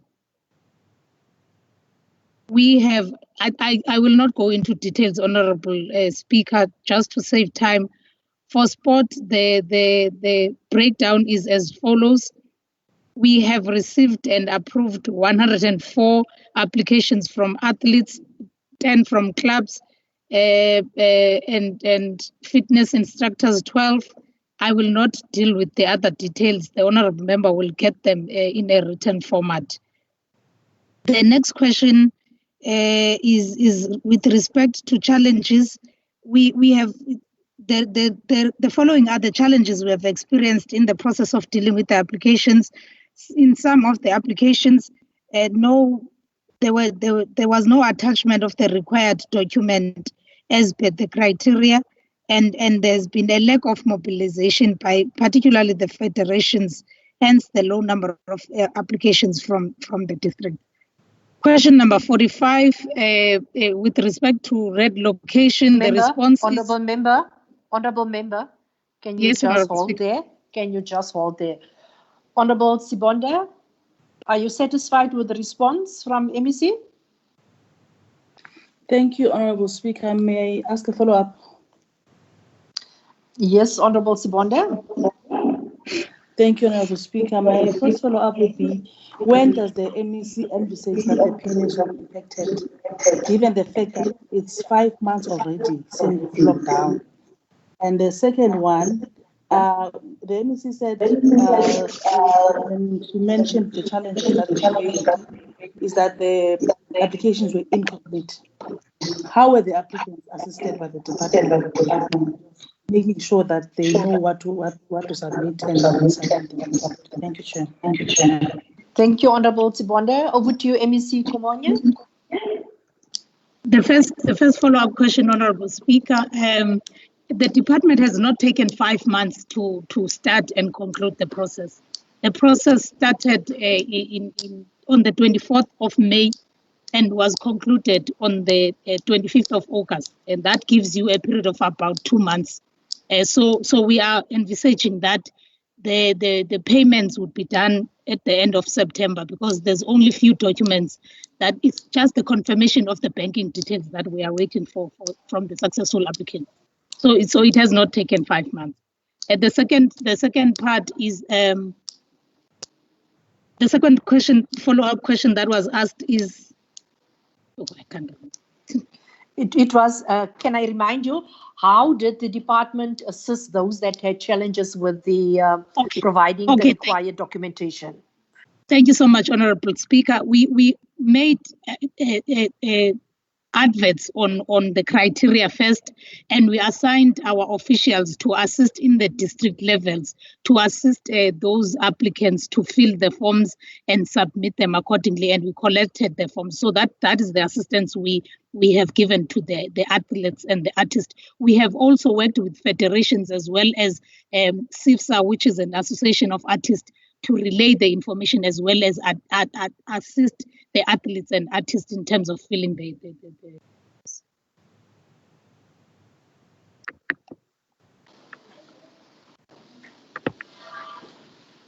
Thank you, honourable members. That brings us to the end of the questions. It is 90 minutes have expired now. All other questions that have not been responded to, we have received the written responses, and members will obviously have received those written responses. Can I just, members, before we actually go over to one of the other items, that it was an oversight from me. Actually, we do have member statements for today. My apologies, members. I was incorrectly informed that there are no member statements. I have received an indication from the Chief Whip that there is a member statement from the DA as well as from the ANC. Can we then deal with those issues before we go over to the next item on the agenda?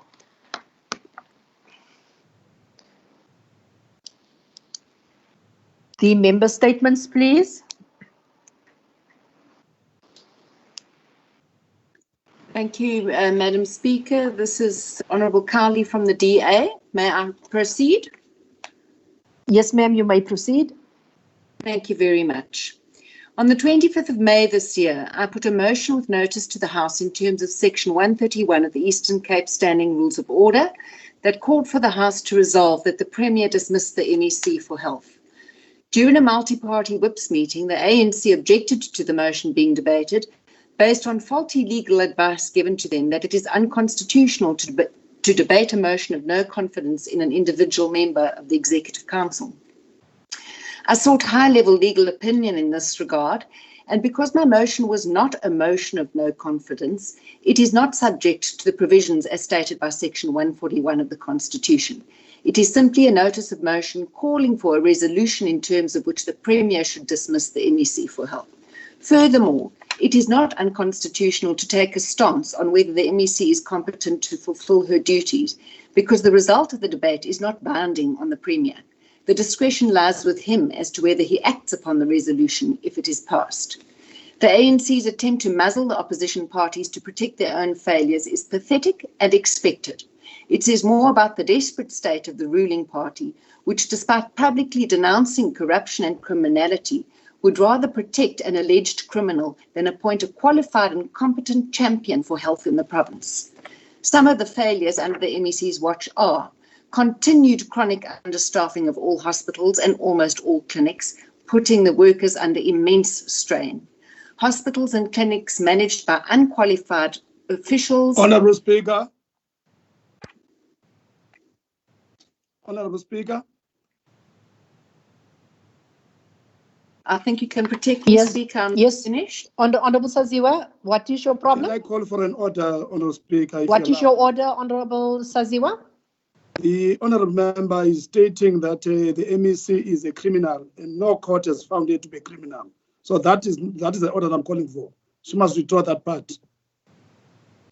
Honourable member, you are called to withdraw. I said very clearly alleged. You may read it, you may listen to it in the Hansard. I'll continue. No tangible plans to decentralise the EMS service in the province.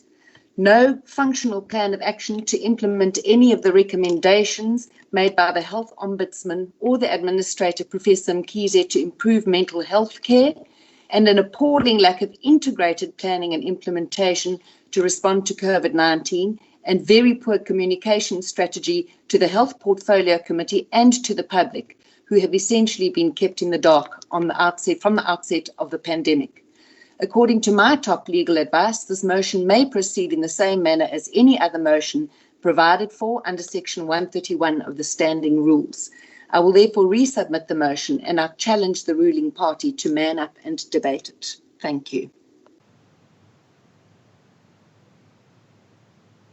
Thank you, Honourable Member. I will now go over to the ANC for their member statement.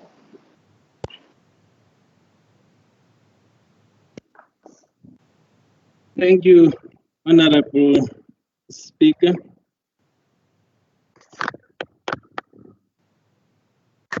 It is Amilcar Cabral who once said, I quote, "Hide nothing from the masses or our people. Tell no lies, expose lies whenever they are told. Mask no difficulties, mistakes, failures, claim no easy victories," close quote. Prophets of doom had already professed that ANC government and its people have no strategy, no capacity to fight COVID-19. However, today's progress demonstrates that ANC government and its people are demonstrating tremendous progress. Reports show that in the province of the Eastern Cape, there is a reduction of the morbidity and mortality associated with COVID-19.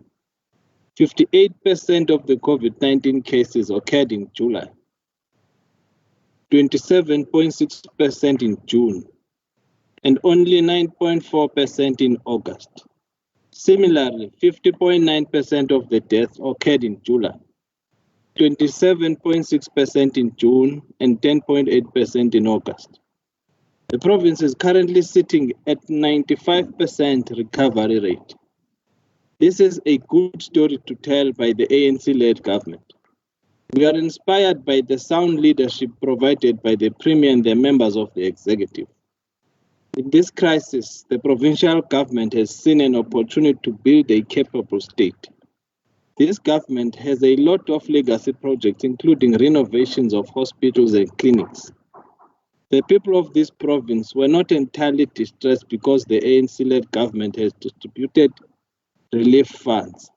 We commend and further applaud the provincial government for publicly releasing the companies and its directors who supplied PPEs to the provincial government. This is in line with Section 217 of the Constitution. However, we call on people of the province, as cautioned by Minister Mkhize, to remain vigilant in that I quote, the trajectory of the pandemic has stabilized. Such a resurgence remains a real and present danger in our own country, close quote. There is still a lot of work to be done. Thank you very much, Speaker. Thank you, Honorable Makashela, Chief Whip. I will now hand over to the Acting Premier, MEC Mvoko, and he will then assign who will speak on the two member statements, the one from the DA and then the other one from the ANC. Over to you, MEC Mvoko.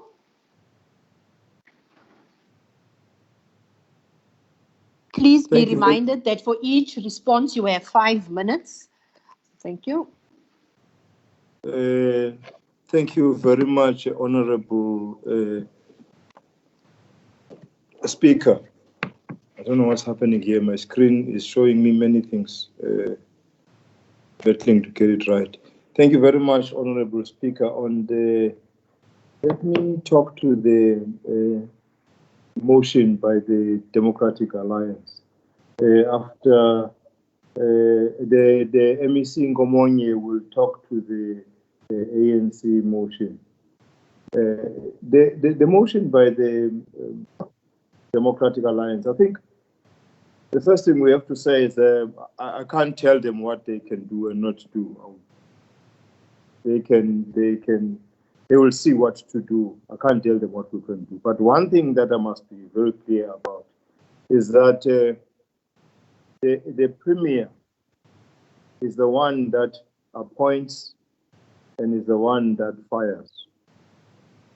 The Democratic Alliance is not going to rule at the back of the ANC by appointing and firing MCs. I think that suffices on the motion by Honorable Kawu. Thank you very much, Honorable Speaker.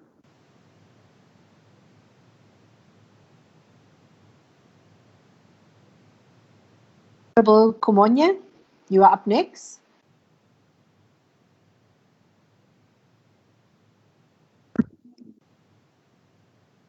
Thank you very much, Honorable. Thank you once again, Honorable Speaker.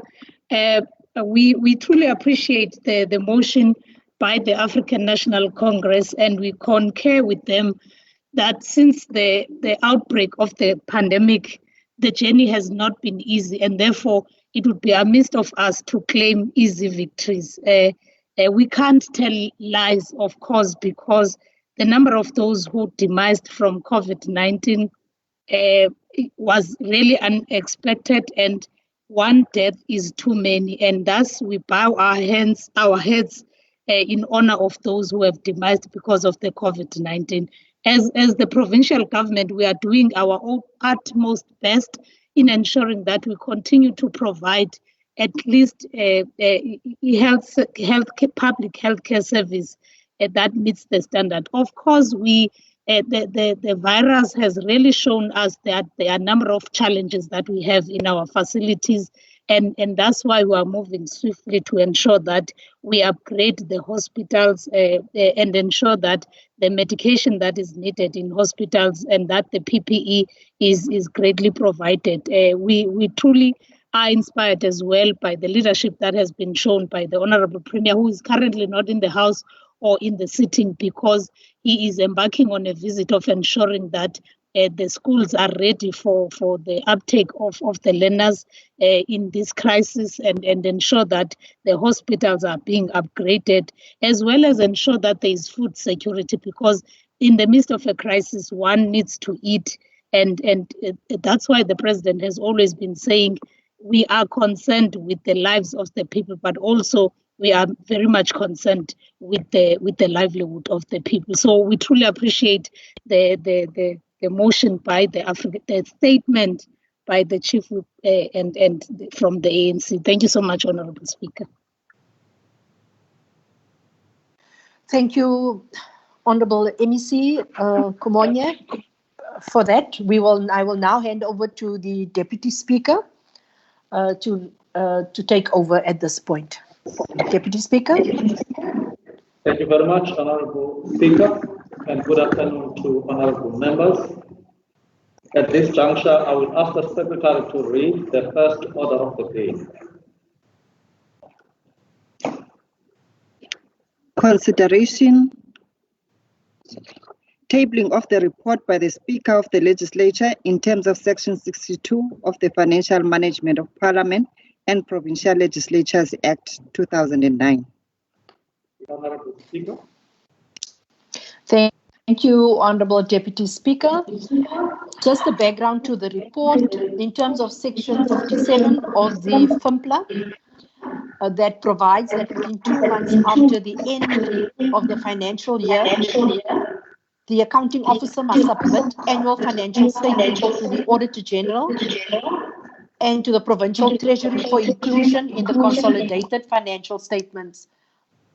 This means that for the 2019-2020 financial year, the financial statements are due to be submitted by the end of May 2020. However, it must be noted that due to the outbreak of COVID-19 in the country and the resultant lockdown, it has made it impossible for the accounting officer to be able to prepare and submit the financial statements within the timeframes stipulated in the Act. The effect of the national lockdown is that officials were not able to have access to the offices, to interact with each other, or to interact with the Office of the Internal Audit, as movement was restricted. In light of the above, the legislature's ability to prepare the financial statements in time was severely affected. The FIMPLA envisages this situation where the accounting officer may not be able to submit the financial statements and has specific provisions that must be complied with in case of this eventuality. Section 62, 1A of the FIMPLA provides that if the accounting officer does not submit the annual financial statements to the Auditor General in accordance with Section 57, the accounting officer must promptly submit a written explanation setting out the reasons for such failure to the Auditor General as well as the Executive Authority. The accounting officer has duly submitted such an explanation for the failure to submit the financial statements both to the Auditor General and the Executive Authority. The Minister of Finance has extended timeframes for submitting of annual financial statements in respect of the departments and institutions falling under the PFMA, and their extensions was up until the end of July. We have also attached the Government Gazette number 43188 issued by the Minister of Finance in terms of Section 92 of the PFMA for your ease of reference. This Gazette extends the time frame for the submission of the financial statements in respect of the public service departments and organs of state to the end of July 2020. The extension was based on the fact that due to COVID-19 and the stop-start that is being experienced by government departments would make it impossible for them to compile credible financial statements within 2 months after the financial year is as envisaged by the PFMA. Unfortunately, the extension above did not apply to the legislative sector as was made in terms of the PFMA. With respect to other legislatures, they have also not been able to submit their financial statements within the timeframes as stated in Section 57 of the FIMPLA, as they have also been affected by the pandemic of COVID-19. The legislature sector have therefore agreed that they will need up to the end of July to submit the financial statements and will also act in terms of the above provisions. The House, therefore, must note and approve the submission of the financial statements by the 31st of July 2020. Thank you so much.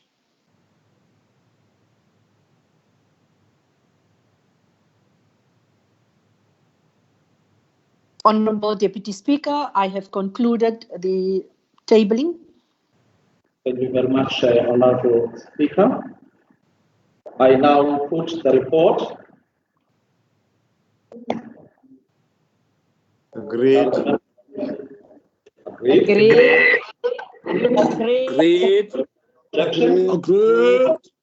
No objection. There being none, honorable members, the report will be included in minutes of the proceedings, and a copy of the proceedings will be duly transmitted to the Office of the Auditor General. I will now ask the Secretary to read the second order of the day.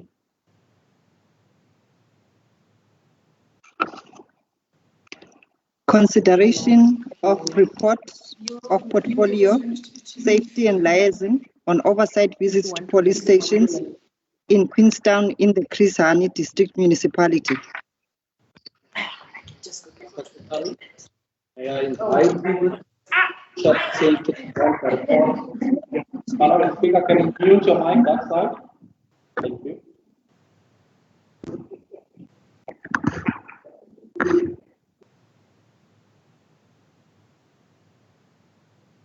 Chairperson.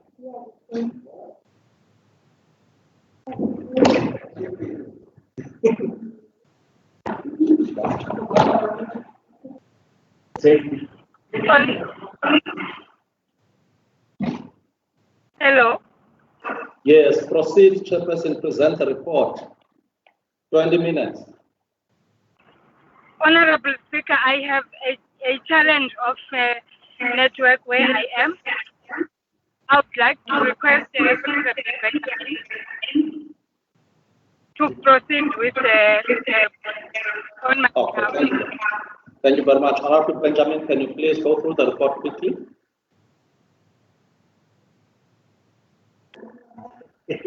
And I suggest that the members of the committee are together.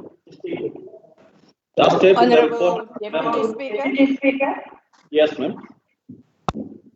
I don't have the report in front of me. I will depend on the report that is flighted. Honorable Chairperson of the portfolio, you can just table the report because the members do have the report with them. And I think if there are clarities, they will be addressed to the committee members and the MEC. Can you just formally table the report without reading? Thank you. Thank you very much, Honorable Deputy Speaker. Thank you, Honorable Deputy Speaker.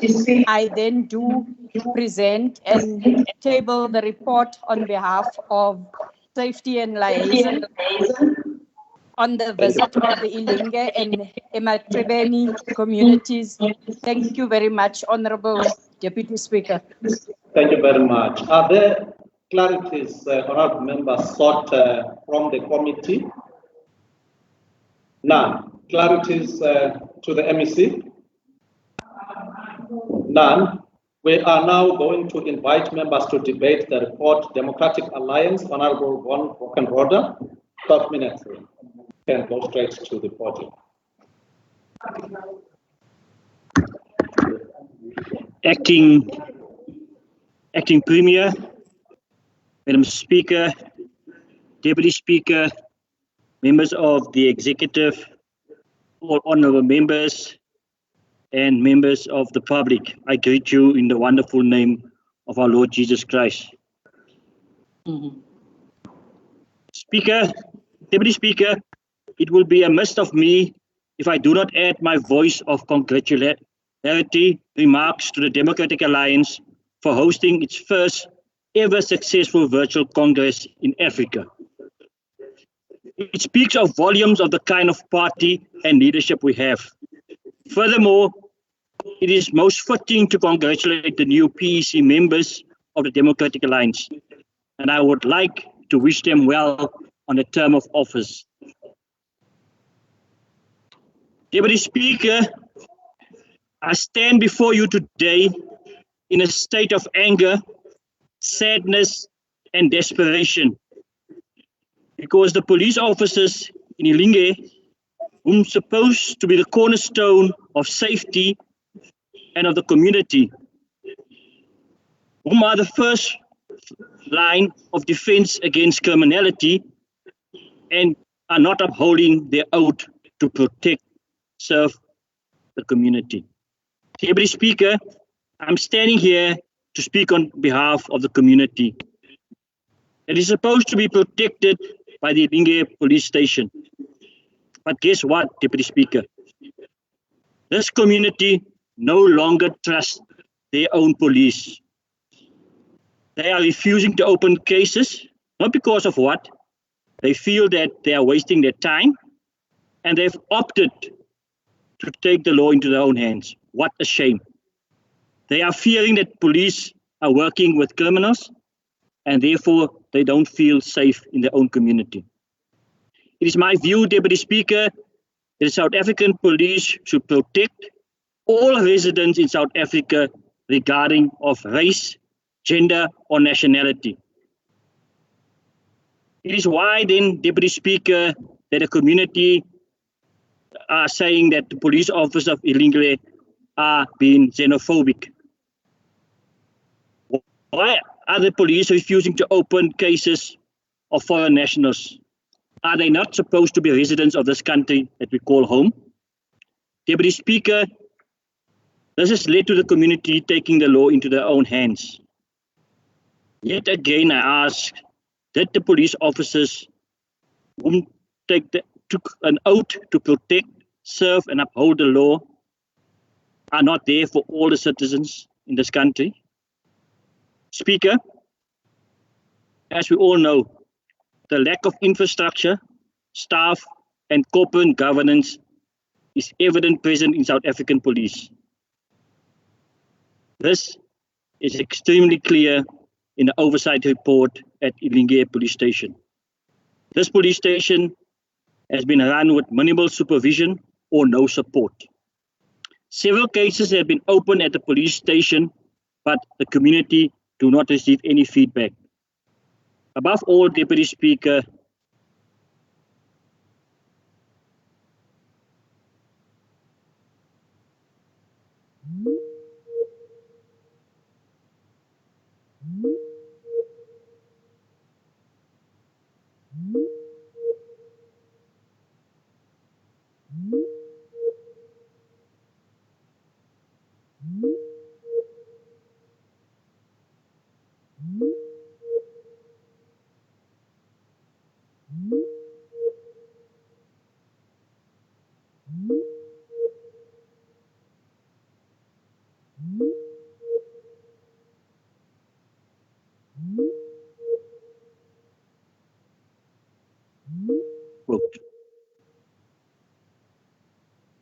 Deputy Speaker, we need to act against these individuals that are committing crimes. And they cannot do it under the banner of SAPS. As recent as past weekend, it is alleged that two ladies dressed in full police attire arrived at the shop where a victim worked. The alleged policewoman questioned the victim about a robbery that took place 2 months ago. These two so-called policemen then proceeded to kidnap the victim and requested a ransom amount. She was then forcefully taken and dropped off by a nearby bush on the R75 in Kirkwood. Deputy Speaker, this happened in a constituency which I lead, a Newtnake. This is a clear example of Section 203 of the Police Act being breached. Trust and ethical behavior should be the order of the day in South African police in the Eastern Cape. The instance at Ilinge Police Station in this finding today, in this report, shows that an officer was caught stealing a sheep. It's a blatant demonstration of the abuse of power at the hands of the individual that's supposed to uphold the law. A police officer found breaking the law is no more a police officer. Deputy Speaker, he is a criminal and he must be treated as such. During our deliberation which became clear at that the current station commander, what I called, is not fit for purpose. Allow me to cite a few examples. When questioned about how many vehicles the station has, the station commander could not answer. When he was questioned as to if there was any shortage of personnel at the station, yet again, the station commander could not respond. Deputy Speaker, guess who? The cluster commander had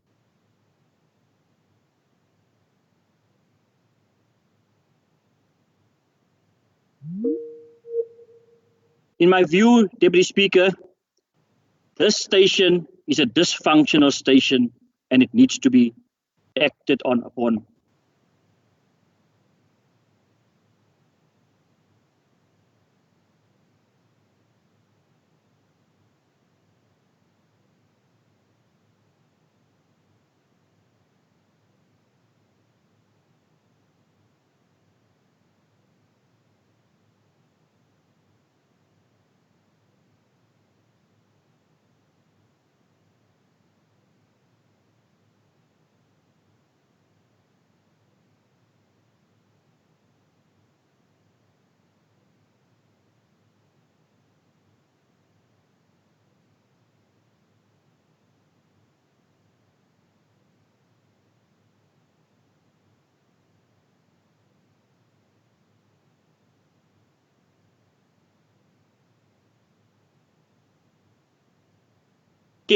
A police officer by the name of Sergeant Friesler murdered and killed in the northern areas of Port Elizabeth whilst off duty. May his soul rest in peace. There is a saying, prevention is better than cure. As per the recommendation of this report, both the cluster as well as the provincial commander should fill all funded vacant posts as a matter of urgency. And that is to be in compliance of Section 205 of the Constitution.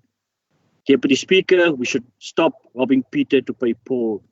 We must stop using the cluster members to act as a station member, but rather fill this vacancy with speed. Deputy Speaker, stock theft is on an upward trajectory in this cluster, and there was no successes or reduction in this crime. It is for this reason that the Democratic Alliance will continue advocating for establishment of specialized unit. Albert Einstein said, and I quote, "Insanity is doing the same thing over and over and expecting a different result," close quote. Let's stop doing the same thing over and over and expecting a different result. I therefore appeal to the MEC of Safety as well as the Provincial Commission of SAPS to restore law and order at the Ilingi police station and to be compliant with Section 205 of the Constitution. It is only the DA that will create safe community environment for communities to thrive in. We need again to gain the trust of communities by rendering police service that is so desperately needed in creating a safe environment for our children, where our kids can be safe from harm, citizens can walk our cities and townships without any fear, and criminals are caught promptly and prosecuted speedily. The Democratic Alliance supports this report. I thank you. Thank you very much, Honourable Member. I will now call upon United Democratic Movement, Honourable Sultana, to take the floor. You've got 4 minutes.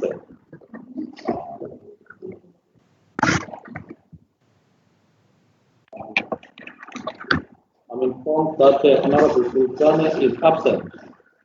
Yes, I am in. Oh, you are present. Yes, I'm present. There we go. Go to all the victims of crime, especially violent crime perpetrated either by persons known to the victims or in an environment where one would least expect it, say in a home, which is suddenly turned into a crime scene. When a crime is perpetrated and the victim reports it to the police, there is always a high hope that the police will swing into action, make an arrest, and finally secure a conviction in a court of law. However, with what was observed in Ilinge and Matsibini, suggestions that hope, when there is repetitive failure by police to do their job, then communities lose hope in the state machinery and just take the law into their own hands. Thus, a secondary wave of crime is perpetrated. Consequently, the police force complain that they are overwhelmed by the sudden increase in the criminality in a community. What is reported about in this visit is quite similar to what I was confronted with in Mapuzi police station near Coffee Bay on the 29th of June this year, insofar as operations is concerned. Reported murder cases not being investigated, complainants not updated on progress, etc. However, in my case, the female station commander, Colonel Number, quickly followed up on a March 2020 female murder case. 4 suspects have since been to court twice already. So the question here is, how often does the Honorable MEC and the Provincial Commissioner actually visit police stations? I wonder. Here's what should be done to ensure efficient and effective policing. 1, make police officers accountable for their weekly actions and verify the reports you get from them. Number 2, create strategies that bring back community trust in the police. When I got to Mapuzi, this trust was not there at all, and the community was no longer keen to even bother to report cases. Today, that trust is back. Number 3, review the current operating and supervisory methods and also identify factors that contribute to the laissez-faire attitude of the police. Next one is develop scientific strategy, tactics, and technology that will enhance the efficacy of policing without being visible. We live in a modern era. The next one is feedback to complainants is a masterstroke for building and sustaining public confidence in the police force. It must be implemented. Next one, make use of technology to counter the staff shortages. We can't be complaining about shortage of staff nowadays. We should be using modern technology for effective policing. The last one, there should be dire personal consequences for police criminals. Is our MEC in a position to respond and make sure that the citizens of the Eastern Cape have got trust in the police force, which I wonder if it needs to move and move. Deputy Speaker. Thank you very much, Honorable Piltane. I will now call upon the African National Congress, Honorable Benjamin. Thank you, Honorable Deputy Speaker. I will mute my radio so that I have better reception because there is no power currently here where I am, Deputy Speaker. Honorable Deputy Speaker, honorable members of Parliament, our respected guests and officials that are watching virtually, I greet you all. Through you, Honorable Deputy Speaker, if you could travel back in time, that specific time, and ask a man, a woman, a worker, at that time how it felt to be an African. Honorable members, I say this as we have seemingly forgotten about our history or chose to compare the system of democracy to a system which has got traits of colonization. Honorable Deputy Speaker, colonization thought that African art traditions and knowledge were not developed as their own. They usually ignored indigenous knowledge and thought that their own scientific knowledge was better. They brought their own language, they also brought European culture and ideas into Africa. As we are celebrating the Heritage Month in an address marking Heritage Day in 1996, the former President Nelson Mandela stated, and I quote, When our first democratically elected government decided to make Heritage Day one of our national days, we did so because we knew that our rich and varied cultural heritage has a profound power to help build our new nation, close quote. Honorable Deputy Speaker, in the past, South African police were central to ensuring the maintenance of apartheid, as we know. Police personnel at all levels were involved in attempts to undermine the mass democratic movement. It is well documented and public knowledge that police were involved in the detention, torture, and harassment of political activists opposing the apartheid state. Police have also been implicated in hit squad activities and the deaths of key activists. Under the apartheid rule, the police force lacked legitimacy and functioned as an instrument of control rather than as a police service dedicated to ensuring the safety of all citizens. Further than that, while the police force has historically employed a majority of black officers, these appointments have largely been of a low rank in South African police force. Black police officers have experienced extreme difficulties with regards to promotion, and the management of police services remains largely white. Discrimination based on race, ethnicity, and gender has been stark within the police service, giving rise to much dissatisfaction amongst police officers in South Africa. As the Committee of Safety and Liaison,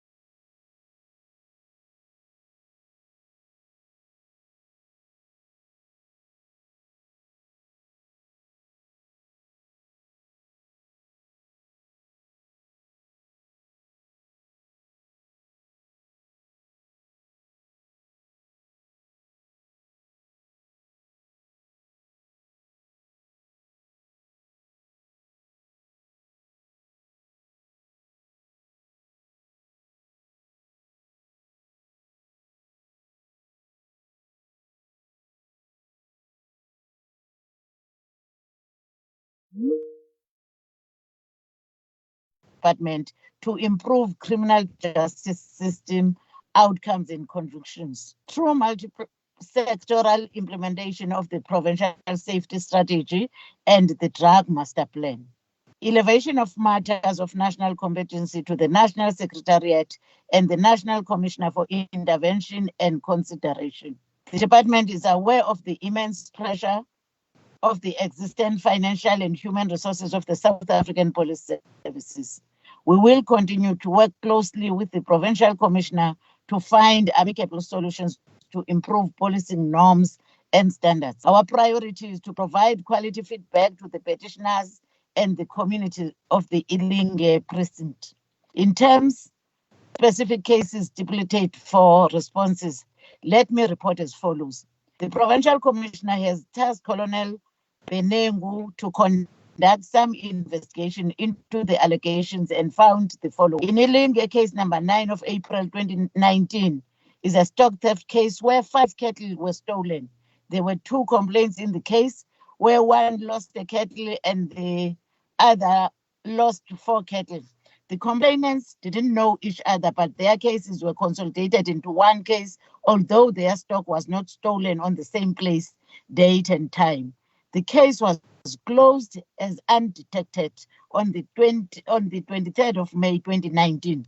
The feedback on the progress of investigation was never given to either of the complainants. In Ilinge, case number 804-2019. On this case, 5 cases were compacted in one case in the same manner as above. All 5 complainants did not know each other. One of the complainants, Mr. Hantimpi, was called on cell number 079500800, and he confirmed that he met other people at the police station who also come to report their stolen stock. This was confirmed by Mr. Bibi, who was made a complainant on their cases. No feedback on progress was given to any of them.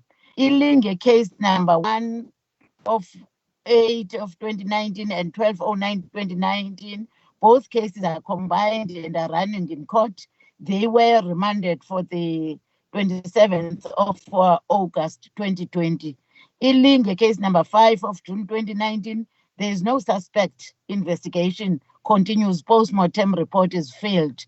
Ilinge case number 4 of May 2016, murder case withdrawn pending availability of witnesses who are not cooperating and their addresses are unknown and alleged to be in Cape Town. The last court date was the 21st of August 2019. Ilinge case number 7 of December 2014, breach of protection order. The order was served to the plaintiff and the public prosecutor Mali withdrew the case. Ilinge case number 22 of December 28 in assault GPH, the complainant could not provide witness and the case was withdrawn by the prosecutor. Ilinge case number 24 of March 2018 of burglary, the suspect was arrested selling a laptop and the case was withdrawn by the prosecutor as there was no evidence linking him to the crime. There was no case of possession of suspected stolen property. Sergeant Malman was arrested for stock theft and he was then dismissed in a disciplinary hearing. The case is still pending in court in Ilinge. A robbery case was reported by an Ethiopian national who is a shop owner. He refused to open a case even after intervention by Captain Tukwayo of the cluster office. The station closes at night and sometimes there will be 2 members on duty who will then close the station when they have to attend to serious cases. This is caused by the shortage of members and the district commander is aware of the situation. The question of members exchanging firearms or deadly weapon with drug dealers could not be founded except a situation where POP members seized firearms like weapons which were sent to the ballistic and found to be toy guns. The JLF 195 EC vehicle that was used to steal a tank belongs to the Department of Public Works, and the person who witnessed it refused to submit a station to that effect. I therefore call on the Provincial Commissioner to implement the recommendations of the Portfolio Committee and to ensure peace and stability in this community. The head of department will ensure proper civilian oversight to ensure that there is measurable progress to address the concerns of the community. My office will submit a detailed response to the committee after the tabling of the report and will track the implementation of undertakings by the South African Police Services towards a caring and professional community service center that must benefit the community. I thank you, Honorable Deputy Speaker.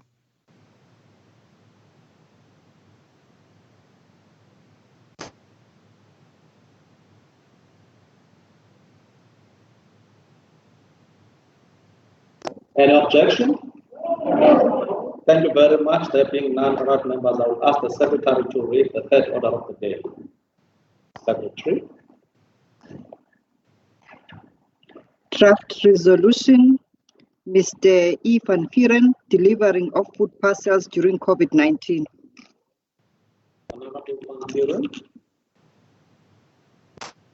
Speaker, muted.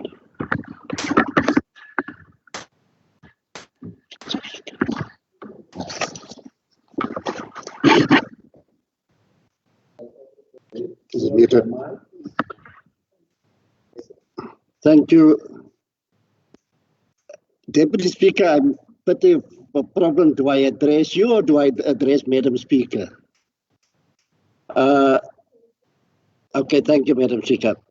Madam Speaker, Honourable Premier, members of the Executive, members of the Provincial Legislature, officials from different governmental departments, and also those connected virtually to plenary today. I humbly greet you.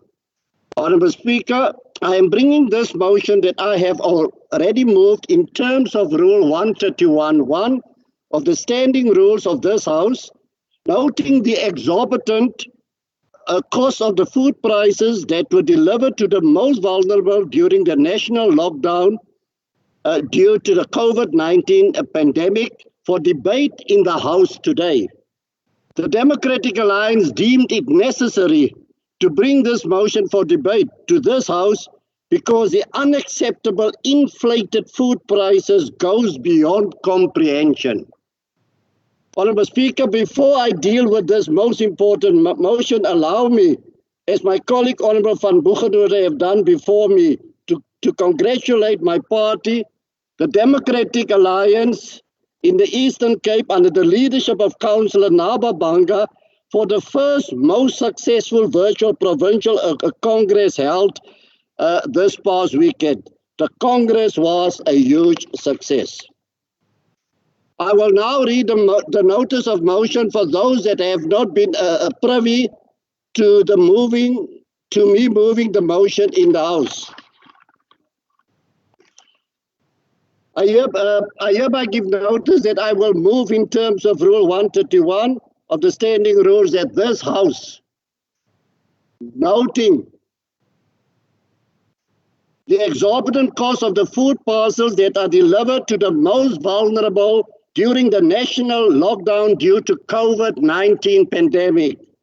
Based on the retail prices, had social development purchased the goods directly from retailers, the province could have sourced more than 21,000 additional food parcels for people who are literally starving. Suppliers have also appeared to have taken shortcuts, supplying expired food items with reports of some parcels such as those distributed in the Nkuma municipality being maggot infested. Based on a shopping basket of comparative goods, the cost of a food parcel with long life milk came to 874.67, while the parcels with milk powder come to 837.17. The Sasa food parcels were costed at 1,365.23 rand per parcel. Therefore results that a full account of the suppliers who were appointed be supplied to the House for further investigation. That a detailed cost breakdown per supplier per district be supplied to the House for further investigation. That the department cut out the middleman and buy directly from distributors. Madam Speaker, when the President announced that the country would be under national lockdown from 27 March 2020, we all knew that things would be a little different. A new normal were to be created where adaptation to life changes were necessitated. We also know that there would be a sharp increase of people because of the forced circumstances due to COVID-19 regulations would become reliant on the government for essential services and goods, such as the availability of food parcels and the provision of cooked meals, shelters for the homeless, and a social distress grant for those that are unemployed and receives absolutely no income. Honourable Speaker, the Democratic Alliance does not want to counter the efforts shown and implemented by government, but we are of the opinion that the government could have done better to fully support all those mentioned above and millions others in distress. Honourable Speaker, in the Eastern Cape, those reliant on government for the provision of food have experienced a roller coaster ride, and one that has not produced joy and contentment, rather panic, fear, and desperation. Honourable Speaker, there have been numerous reports of thousands of people who have applied for food parcels, whose requests were granted but never actually received the food parcels. Honourable Speaker, the Eastern Cape Department of Social Development has admitted that the current budget available for food parcels for a distribution to families in need due to the current coronavirus outbreak in the province is very insufficient. Bear in mind, it's insufficient, and you couple that to the inflated food prices. In response to a letter I wrote to the MEC for Social Development, Honourable Sipokasi Mani Lusiti, the department has confirmed that the provincial SASSA funding allocation for 2021 financial year totaling 45.5 million is enough to procure 33,390 food parcels for the province. This funding was barely enough to supply 12.6% of the 264,312 households in the province, whom the department says have zero income and have no idea where their next meal is coming from, but a food parcel that will last for less than a month. Honourable Speaker, the department has indicated that while it has no specific coronavirus funding available to it, it does have access to an allocation for social relief services meant to assist people who are experiencing undue hardship and who as a result find it difficult to meet their family basic needs and obligations. The total budget allocation for this is 5.2 million, which could procure an additional 3,852 food parcels using the SASSA rate of 1,359.18 per parcel. This means combined there is enough money to procure 37,242 food parcels based on the SASSA rate. The department says there's currently more than 1.2 million households in the Eastern Cape living below the living levels.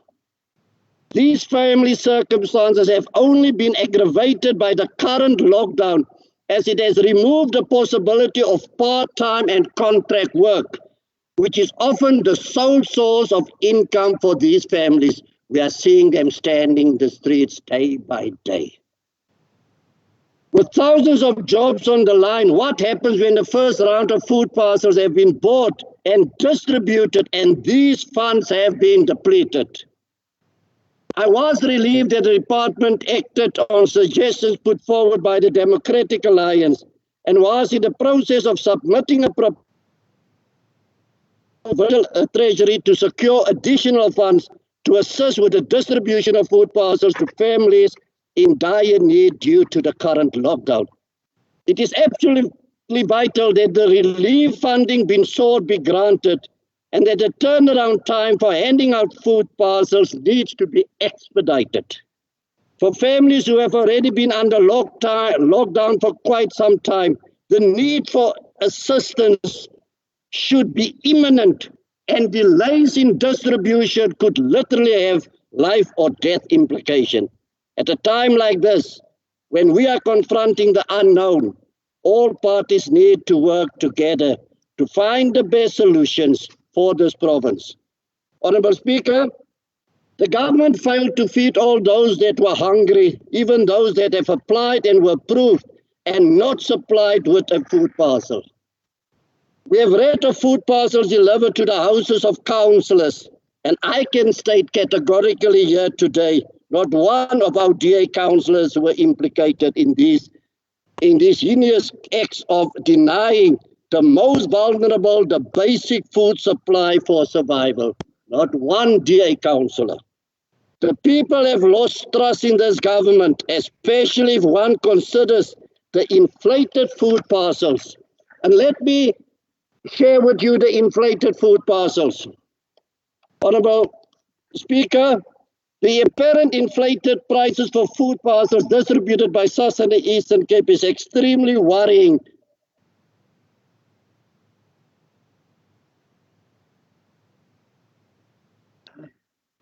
Honourable Fishlani.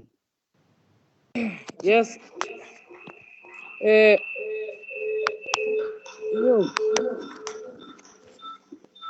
Just to ask the member.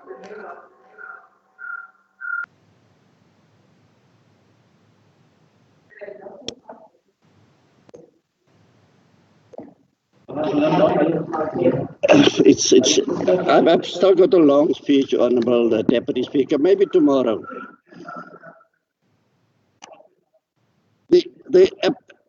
Sorry. Honourable Deputy Speaker, sorry for that.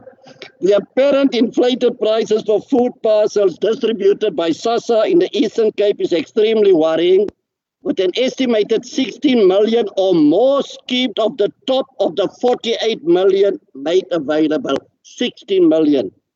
This comes on top of allegations of political bias in the distribution of food parcels made available.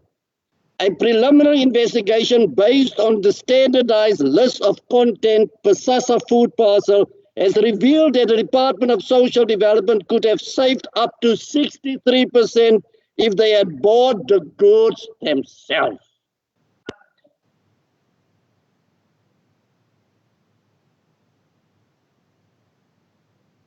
Thank you. This is based on a simple comparison of the retail prices of the listed items in the SASSA food parcels, taken from a regional bulk retailer in the province. It does not factor in any discount that the supplier could have received for volume purchases, which would have offset any transport or incidental costs. Based on the retail prices, had Social Development purchased the goods directly from retailers, the province could have sourced more than 21,000 additional food parcels for people who are literally starving as opposed to lining the pockets of cadres. Despite huge profit margins, unscrupulous suppliers have also appeared to have taken shortcuts, supplying expired food items, with reports of some parcels, such as those distributed in Huma municipality, being maggot infested. It has also come to our attention that the items were not even packaged into individual parcels, but delivered in bulk, with the packaging being left to officials from Social Development. So why the inflation of it? The standard food parcels include 1 times 12 kilogram maize meal, 2 times 1 kilogram of Vita porridge, 2 times 750 ml sunflower cooking oil, 6 times 400 gram tons of pulses. If you look at that, based on a shopping basket of the comparative goods, the cost of a food parcel with long life milk came to 874.67, while the parcel with milk powder come to 837.17. The SASSA food parcel was costed at 1,365.23 cents per parcel. If all parcels included long life milk, an estimated profit of 16,379,798 rand could be made, while if all parcels included milk powder instead, the profit is estimated at 17.6 million rand. Those are the profit lines. I will be writing to the MEC of Social Development to request a full account of the suppliers who were appointed, a detailed cost breakdown per supplier, per district to account for the funds spent and the processes followed in appointing them. When there have been irregularities such as the supply of expired or rotten foodstuffs, suppliers must be immediately blacklisted. Future contracts awarded must be immediately cancelled, and all funds paid to them must be recouped. If evidence of officials or political meddling in the awarding of these contracts is found, criminal charges must be laid. We cannot allow the connected elite to get rich at the expense of the poor.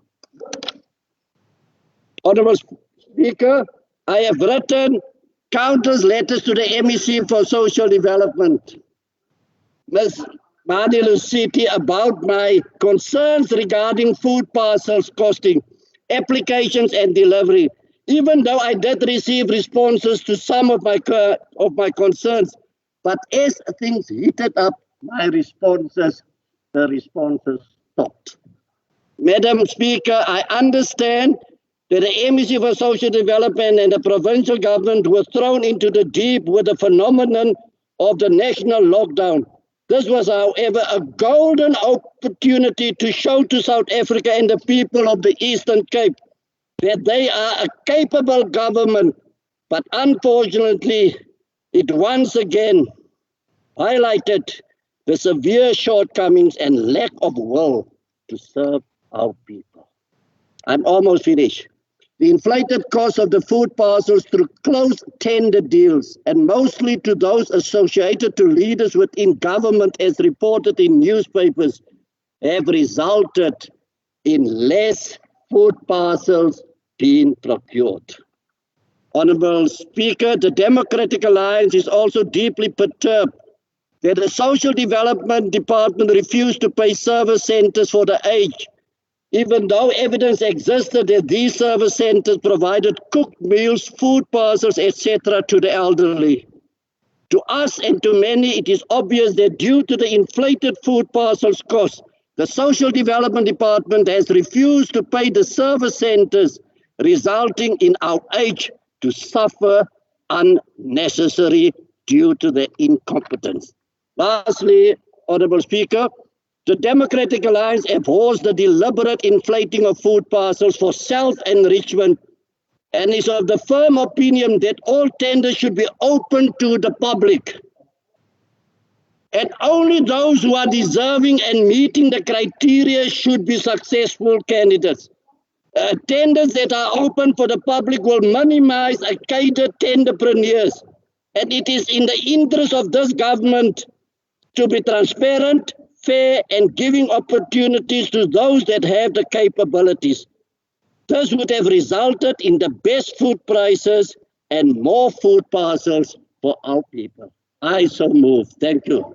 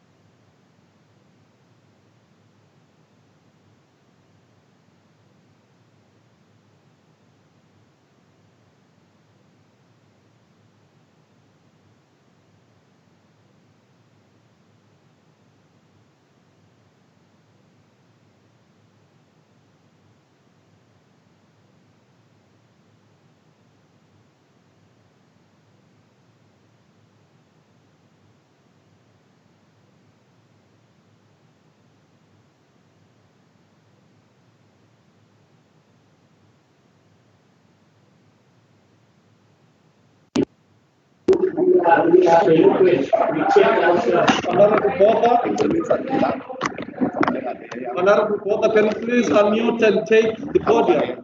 We are waiting for you. Thank you. Who is that Deputy Speaker now speaking to me? Yes, it's you now. Honorable Deputy Speaker, all protocol observed. The spread of the global COVID-19 in South Africa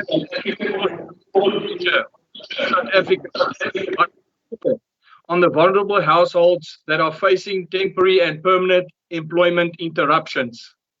Food security is and has become a stark reality for many South African households, with approximately 50% of households living under the poverty line and not being able to afford basic healthy eating. Most of the people also fall within the low-income bracket households that typically spend about a third of their total expenditure on food. Food security is under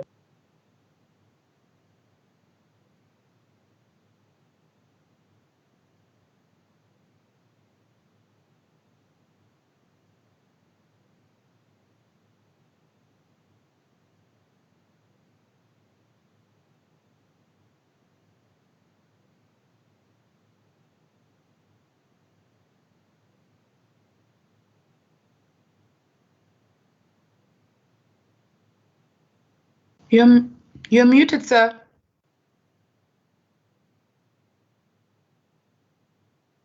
Hello? Now we can hear you.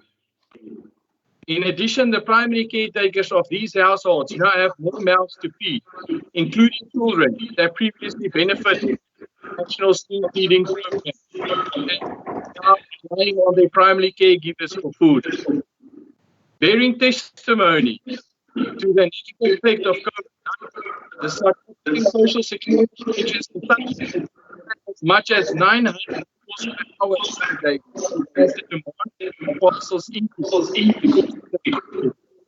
And shockingly, way before in lockdown, the National Department of Social Development did research and also acknowledged and told the country that in 2018, close to 1 million households had severely inadequate access to food, and another 2.5 million households had inadequate access to food.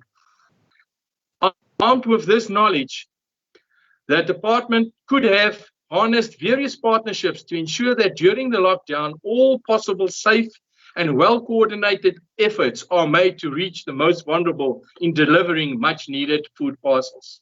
As we find ourselves in the midst of the grip of the greatest health emergency our country has faced in over a century, we are witnessing theft of food.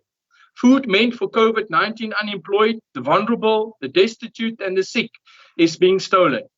It is also disheartening to hear, and my colleague has pointed out, the poor quality of food parcels that are being given to people, coupled with maladministration and collusion in the distribution of food parcels to the poor in our province. And due to that, some food parcel recipients in the Eastern Cape have been calling for food vouchers after receiving food parcels infested with weevils or maggots. Angry residents shared a video on social media showing contaminated food and saying that they felt dehumanized by the ruling party's food parcels. Honorable Deputy Speaker, there are various reports also highlighting the delays by officials in distributing donated food parcels or even to get NGOs involved to help with the distribution. In the town of Kraddock, the local SPA had donated 300 food parcels for distribution to the needy in their community. But for days in April, the food languished in the local community center, despite the fact that parcels included perishable vegetables. So what happened was that SPA donation had been handed over to the local municipality as per the lockdown regulations. But the local government officials didn't take responsibility for getting the food out to the people that needed it.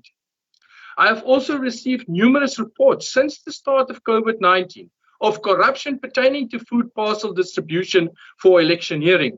And I'm sure that all members are well aware and of well-documented reports from across South Africa that politicians and officials were involved in distributing food parcels to family, friends, and ANC supporters.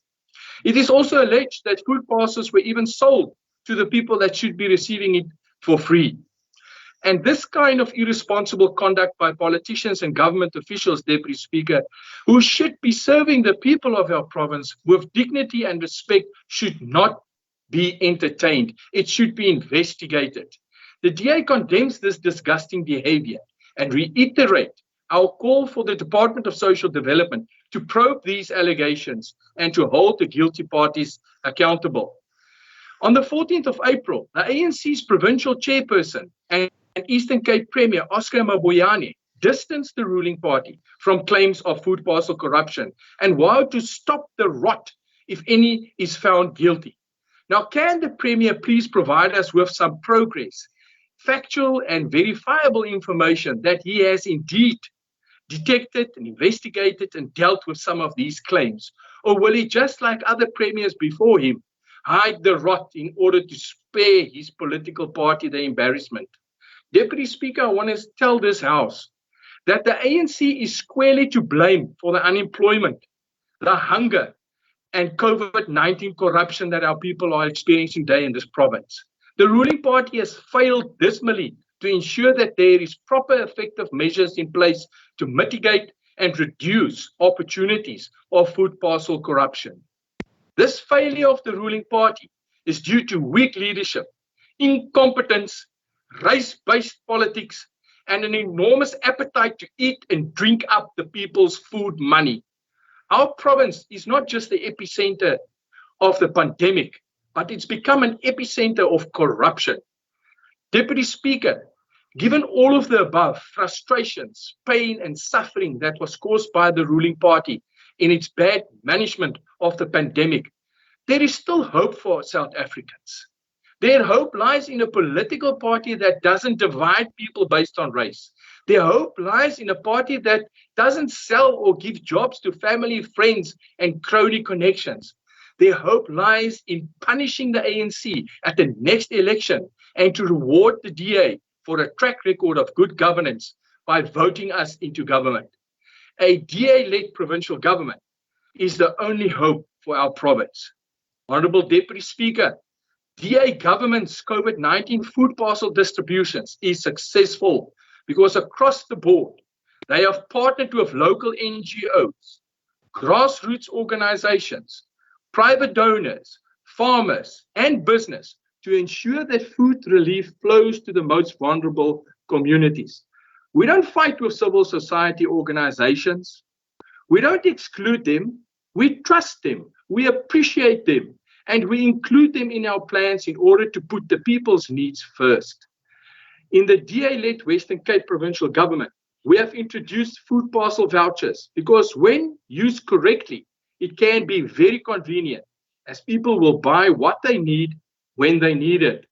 The DA's Western Cape Government's humanitarian cluster is giving dignity to its people as it will be reporting on their food data strategic review, and they will release a paper on lessons of food vouchers learned. Our food parcel distribution data tracking system dashboard in the Western Cape eliminates food parcel corruption because we have a system that can, at the press of a button, tell you per area how many food parcels has been distributed in that area linked to a recipient. In the Western Cape, we're also moving to support local economies by using voucher linked to community kitchens. In 20 clusters and about 200 soup kitchens, we will be introducing this. Our DA governments will strive to provide even more nutritional food that can ensure better health outcomes that will reach beyond the pandemic. And in conclusion, Deputy Speaker, the DA is of a strong view that councillors and politicians in general should not be involved in the distribution of food parcels, cash payments, or distribution of food vouchers, as it creates conditions for looting and political abuse. The people of the Eastern Cape can bring change about by punishing the ANC for its corrupt tendencies come the 2021 local government elections. Let's stop food parcel corruption together by joining and voting for the DA for good governance. I thank you.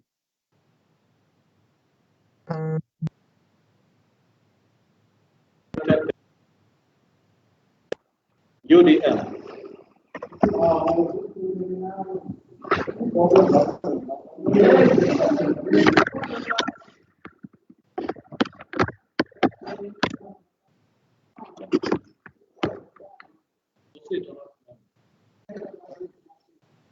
Honorable Deputy Speaker, honorable members, I greet you all. The lockdown has unfortunately taken a significant toll on countless impoverished communities across South Africa, especially those who live from hand to mouth. This is the current reality for many living in South Africa, despite the fact that our constitution affords some of the most comprehensive protection and inclusive of socio-economic rights in comparison to its global counterparts.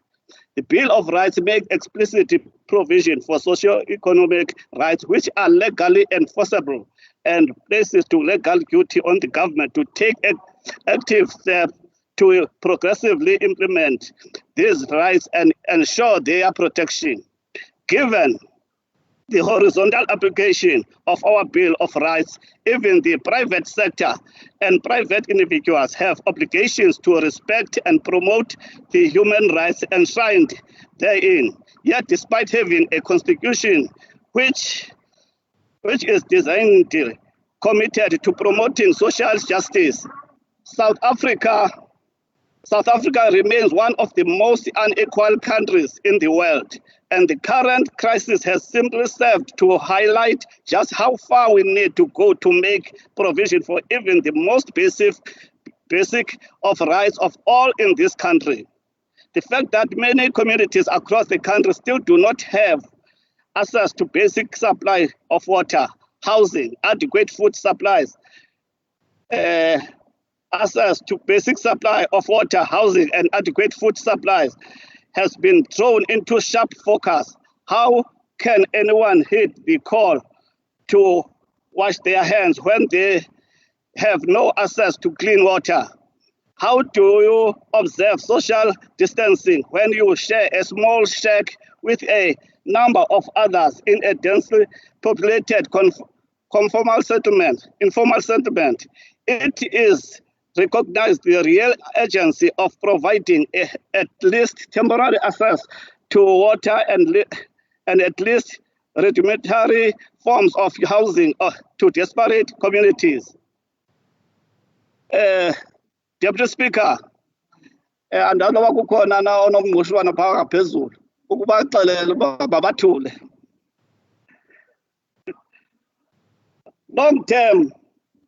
Long term is required to address hunger and food securities in our community. There is a protest over the distribution of food parcels in Zwelitsha and Tanzania, which turned violent on allegation of food parcel corruption leveled at councillors. Across the country, ANC councillors have looted money meant to buy food parcels and have abused their power to only give food to ANC voters. Lento eyenzekayo i-UDM soze yenzeke kuyo lento embi kangaka yenziwe ebantwini. Abantu baqhuthwe uboya okwenkukhu zihleli ngoku zihambe zilandela nje uba kufunwa nje le 350 ekumoshwa ngayo abantu. Enkosi Deputy Speaker.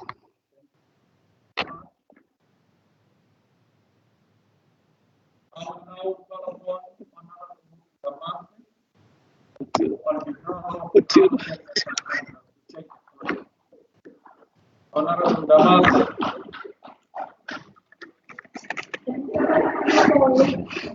Honorable Damase.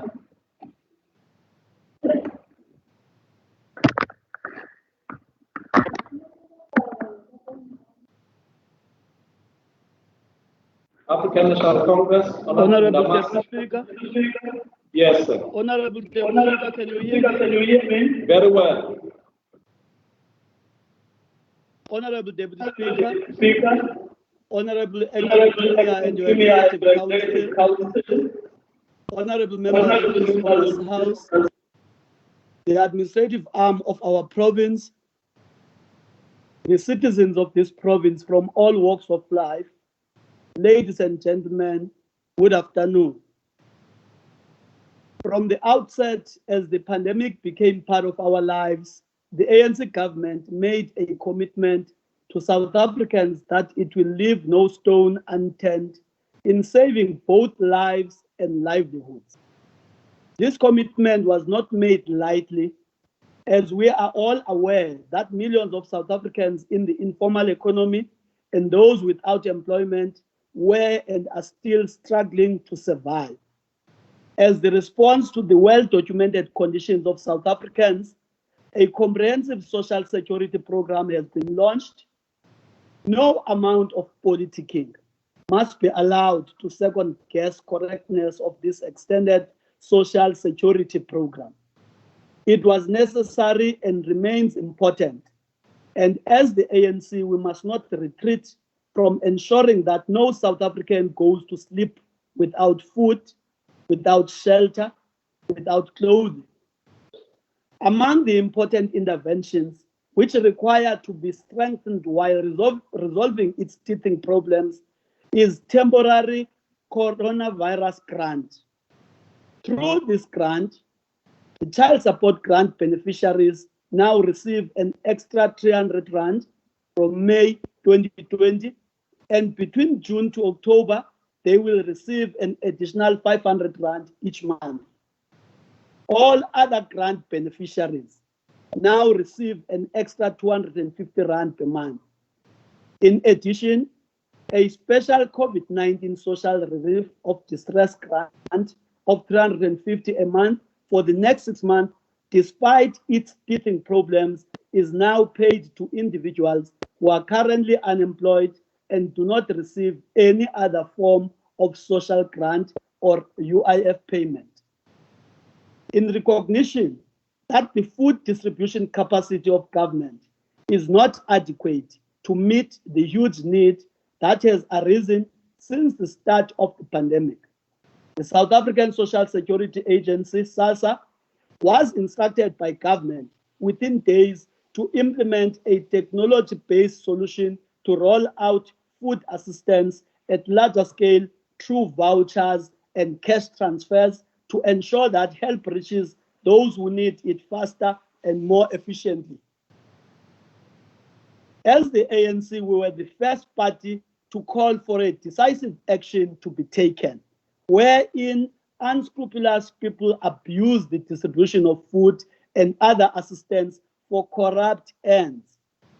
We repeat once more that those involved in such activities must face the full might of the law. However, we will not allow for this critical intervention to be diminished for cheap political gains.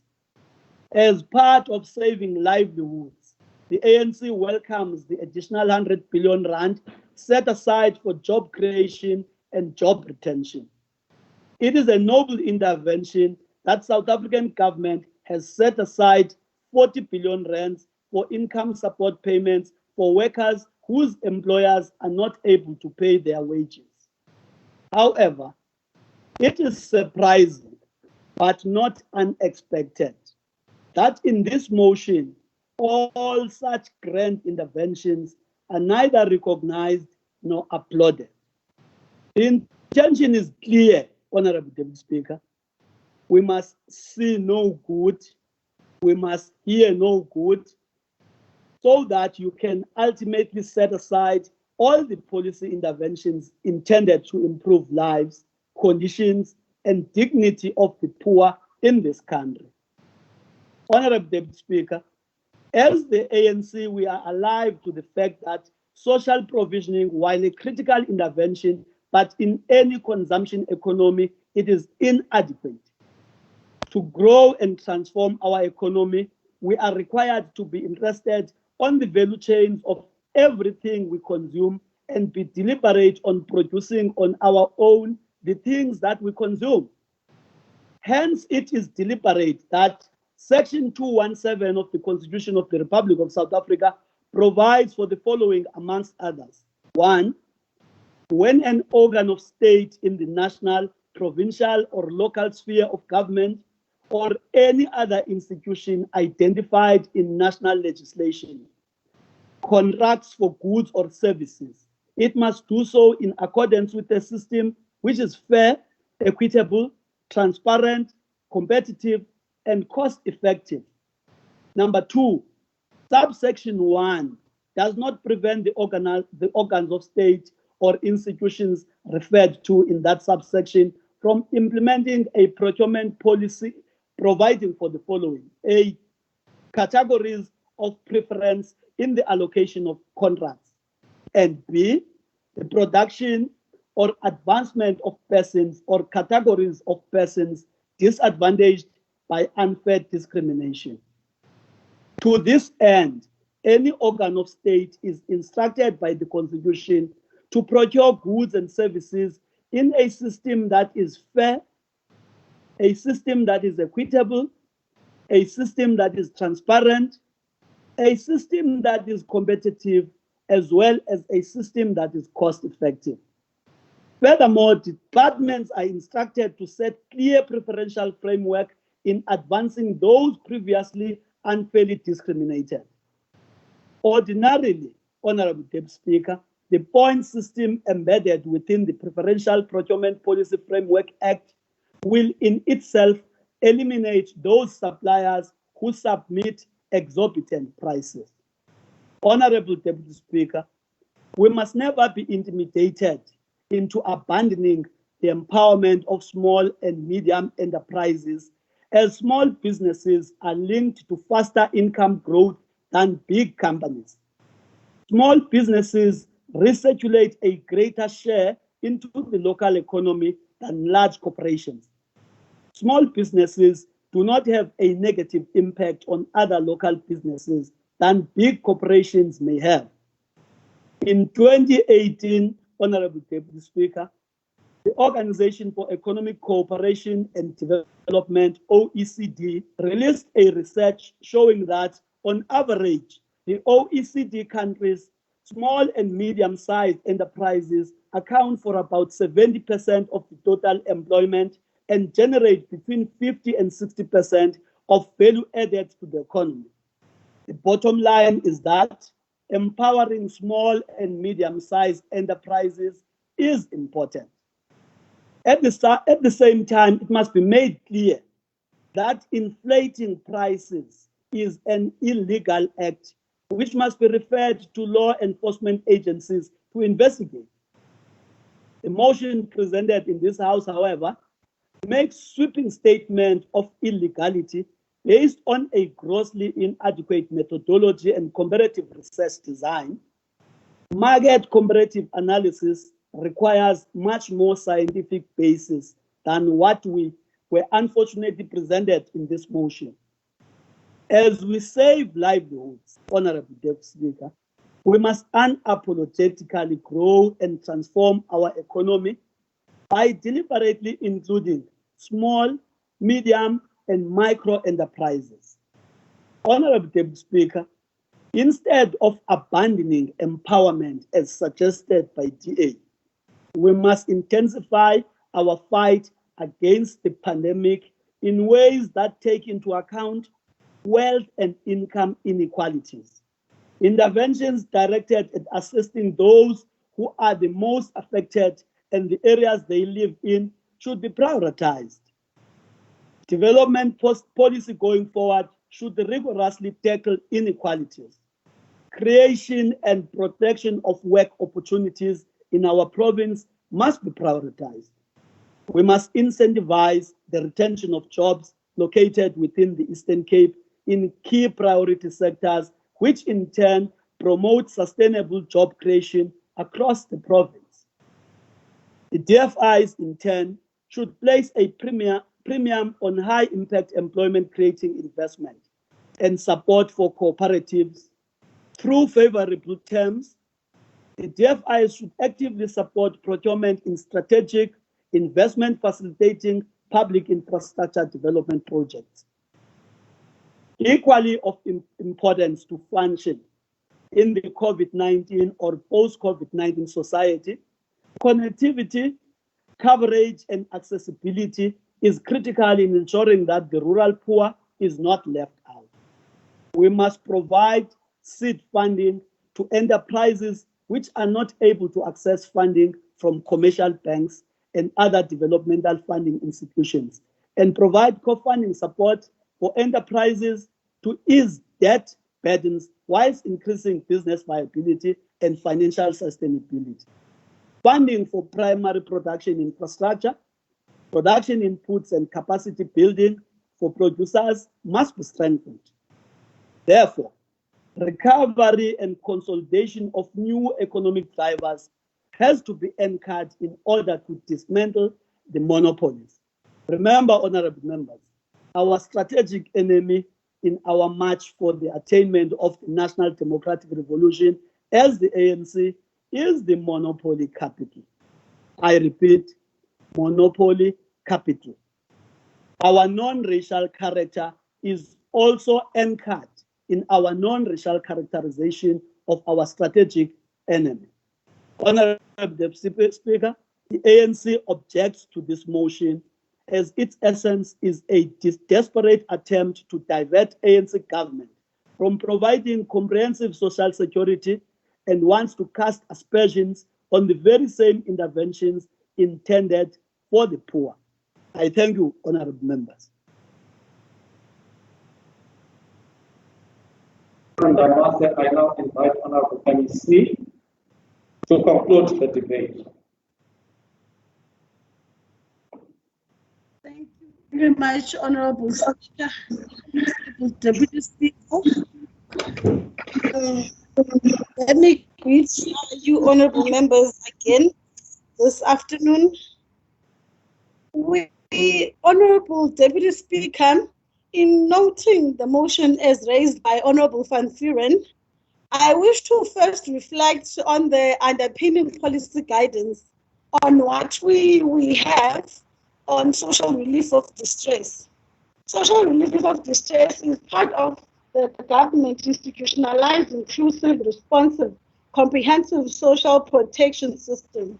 This social protection system was consciously established by this current government to principally alleviate the high rate of poverty and hunger. It is also important, Honorable Deputy Speaker, to that the concept of social protection in our country includes community development and social welfare services. These are your no-fee schools, healthcare services, human settlement, free basic services, and subsidized public transport. The social relief of distress in particular is a temporary provision of assistance intended for persons in such dire material needs that they are unable to meet their or their family's most basic needs. In the main, the provision of SRD has been in the form of food parcels to households. I must state that government, in the tough social and economic conditions of COVID-19, social development in the province, and through its agency, SASSA, initially invested a total of 50 million rand, which was 45 million allocated to SASSA and 5 million allocated to the Department of Social Development. These important funds have benefited more than 33,000 poor households in the province. The impact of the distribution of the food parcel as a means of social relief was indeed a success for government amid the crisis. Government has also taken more social relief measures, including the increase in some social grants and the establishment of the COVID-19 Social Relief of Distress Grant of 315. While these strides are positive, Honorable Deputy Speaker, as a Department of Social Development, working collaboratively with State South Africa, we estimated the need for social relief being very high compared to what we can afford. In this regard, given our estimated population of 6.7 million and 1.8 million households in the province, about 468,838 of households, which is 26%, experience food insecurity. These households run out of money to buy food. These numbers have or do not include the effects of COVID-19 and subsequent lockdown, which resulted in a sudden loss of income for additional people. Given this reality, as a department, we applied for more funding from Treasury, and additional funding of 78 million rand has been approved. This is set to benefit more than 100,000 households. The department is undertaking discussions with commercial banks to utilize bank-generated coupons that will be beneficial to households to purchase food of their own choice by themselves.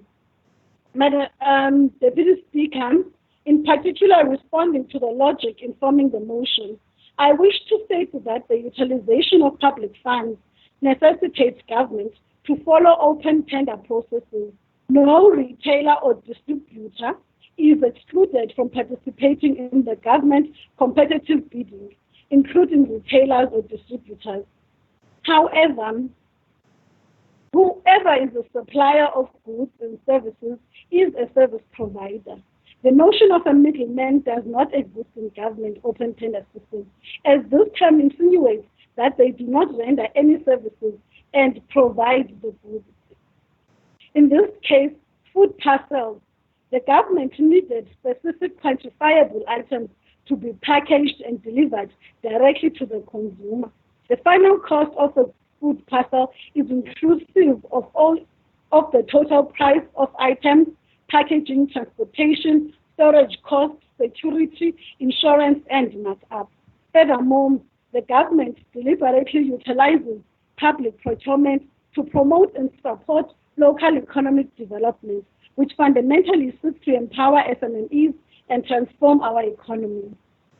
Deputy Speaker, I must also point out that our civil society organizations and businesses have also made significant contributions towards ensuring food security during those times.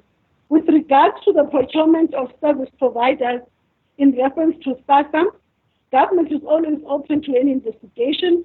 As a matter of accuracy, Honorable Deputy Speaker, amongst other misinformation that we have heard from members here today, the cost of each food parcel was standardized at 1,200 rand.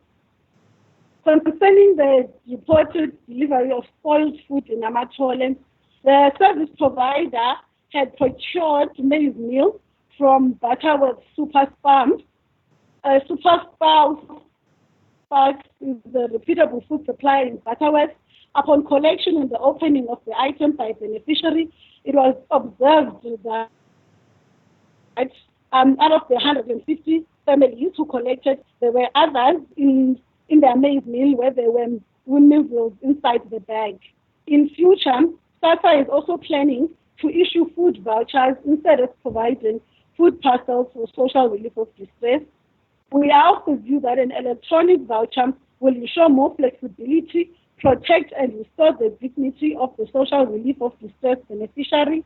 Moreover, it is more cost-effective than the food parcel method. A detailed account, Honorable Deputy Speaker, is of the number and the cost of food parcels and service providers is available for the House if it so agrees, and the whole process is available for the House for scrutiny and submission of the processes undertaken, because it is a fallacy, Honorable Deputy Speaker, that there were councillors that delivered or said to have been selling food parcels. All the cases that have been investigated, including the ones that was mentioned by Honorable Mashati, it was found there were no councillors found to be benefiting or that were leading the process of the allocation of the food parcels, but rather there are people that are perpetuating that misinformation for their own political gains. Honorable Deputy Speaker. Let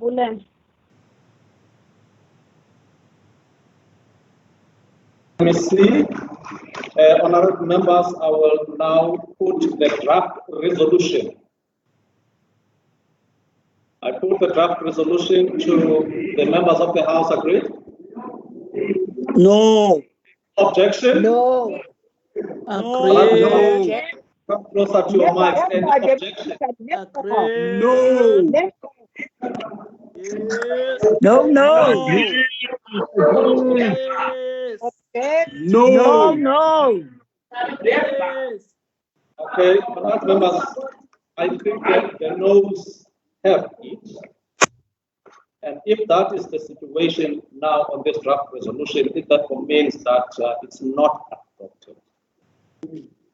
It has been debated, it has been considered, but it's not adopted in terms of issues. May I now call upon political parties?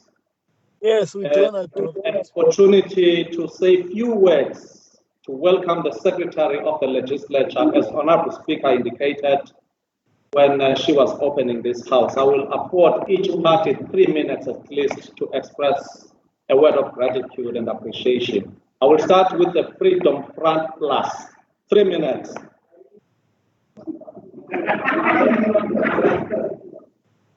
Honorable Kutsi. Geachte Deputy Speaker, baie dankie vir die geleentheid. Goeiemôre aan almal. Protokol waargeneem. Dit is werklik 'n voorreg om vir ons 'n nuwe sekretaresse of 'n sekretaris vir die wetgewer te verwelkom in ons midde. Die bietjie wat ek van haar weet, is sy nie 'n onbekende in die gemeenskap van die wetgewer nie. En is ek verseker oortuig daarvan dat sy sal voortsit met die goeie werk waarmee haar voorganger afgesluit het. En dat ons as wetgewerlede verseker vir haar wil verseker van ons ondersteuning. Maar in ruil daarvan wil ons graag ook diens hê. Ons wil graag erkenning hê vir dit wat ons met haar bespreek en ons probleme wat ons mag ondervind. En ons sien uit daarna om met haar saam te werk tot voordeel en uitbou van die wetgewer. Baie dankie, agbare Deputy Speaker. I will now call upon ATM. 3 minutes, Honorable Member.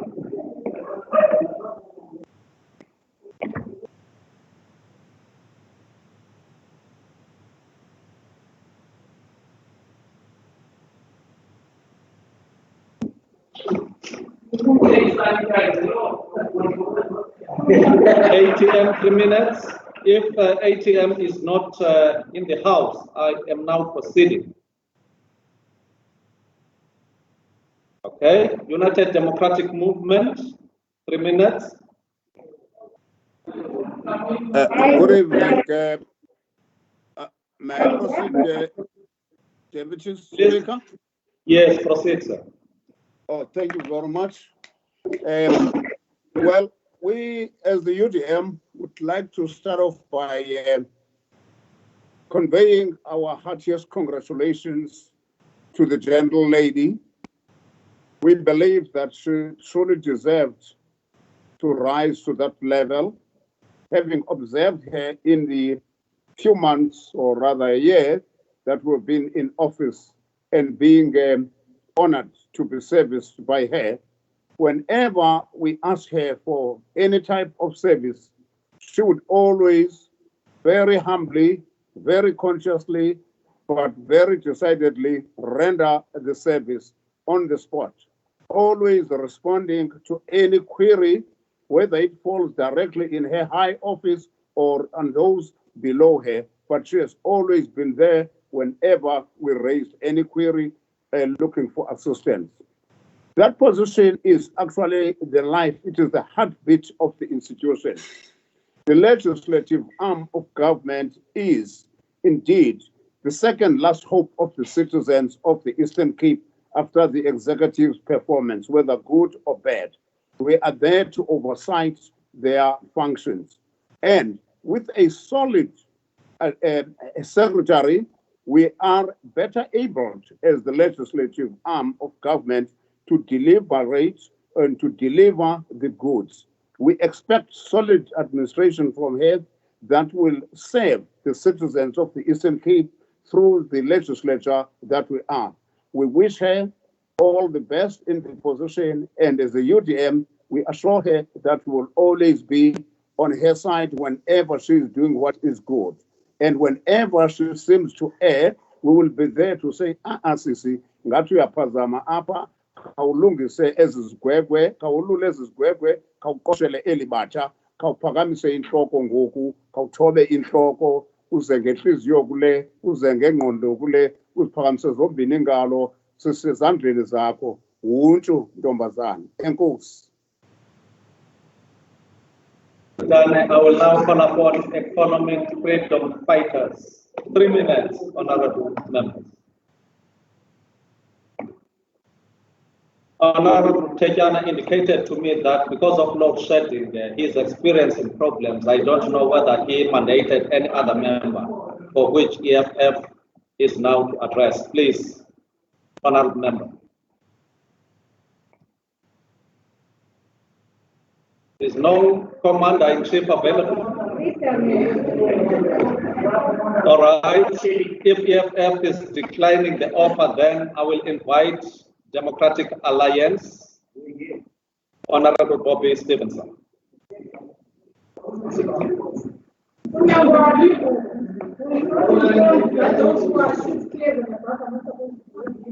Honorable Speaker, Honorable Deputy Speaker, some of the members of the House are now discriminating against me on the grounds of age. But I can assure you, in congratulating the new secretary, I know it's historic that it's a woman, but I was privileged to be on the selection panel, and I can assure everyone here that this was an appointment made on merit. The new secretary comes with a depth of experience, and knowledge of the workings of this institution. And the fact that she was the former CFO also adds a lot of strength to the job that she will do here. Because as we all know, having a good understanding of finances and financial management is critical for an institution to get clean audits. I can say that in all the dealings that I've had with her, she has always been responsive and come back to me. And just this week, I had an experience where the Honorable Celeste Barker, you all know, resigned due to problems that she had. She was battling to get her IRP5. I was trying for a month. Eventually, I wrote to the secretary, and within a day, we received it. So that's the kind of efficiency and service that we appreciate, because what we need in this institution for it to be responsive to the needs of members. The people who work here are here to assist and empower members to do their job and to sort out issues that we have. And I'm quite confident that under the leadership of the new secretary, that this will happen and that she has the ability, temperament, and character to work with all parties in this House. So I join with the other members in congratulating her and wishing her well. Thank you very much. I will now invite the African Congress to also express a word of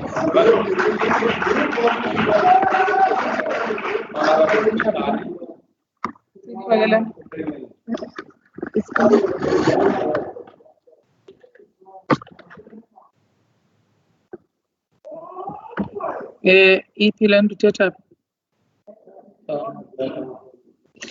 masibulele sekela somlomo, sibulise kwindlu ngokubanzi. Singumbutho woluntu, i-African National Congress, siphakamela uzokwamkela mama uNgcakani ukuba uzoba lapha. Sikuluvuyo ke kuthi kuba noko ngumama wokuqala ukuba khona kule ndawo, kuba kudala inotata. And nje maluqalile utshintsho olujongene nesini, ingakumbi kule nto inokulingana kule nto ine-appointment yakho. Sifuna ke nolunye utshintsho oluzojongiselela ingakumbi ekusebenzeleni uluntu lalapha eMpuma Kapa, kwilizwe lonke, nelizwe jikelele. Kukwazeke kokokuba noko kucace uba kufike isikhukukazi kule ndawo. Qukeze amalungu akwazi ukufumana okwawo akufaneleyo, andizuthetha ngako ngoku, ze kubasebenzi balapha nabo bakwazi ukujongeleka okwabo abakufanelekileyo, ze lingehli izinga eli belikulo, malinyukele ngoku. Siqinisekise uba nokuphathwa kweencwadi zalapha ziphathwe ngendlela eyiyo, zinyukele. Sifuna ukuba kwizinga eliphezulu ke, Sekela Somlomo, nathi siyaziqhenya ngokuba noko siyiMpuma Kapa, noko siyesibini indlu yowiso-mthetho emva KwaZulu Natal. Uqinisekisa into yoba nathi sinomama okhoyo. Siqinisekile uba noko ke asizuthi ke sizithathele amandla kuloo ndawo. Siqinisekise into yoba intsebenziswano nayo yonke imibutho elapha, noluntu lwalapha kule legislature, noluntu lwephondo lulonke, ngoba sisebenzisana namasebe ngamasebe. Siyabulela, enkosi. Thank you very much. Honorable member. Honestly, Secretary, it is not about time, but basically respecting the constitution. And that's the measurement I also personally, on behalf of this leadership sitting here, we expect from you. Leadership is self-made, self-inculcated, and self-retained. Faithfulness, sincerity, as well as exemplary leadership. May God richly shoulder you as you are going to navigate this position going forward.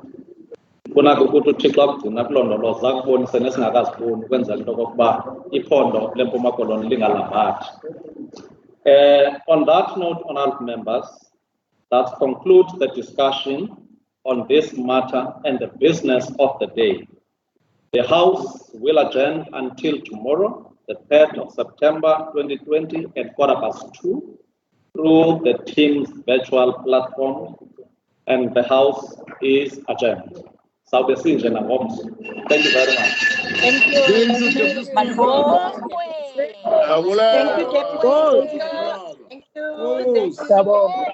Thank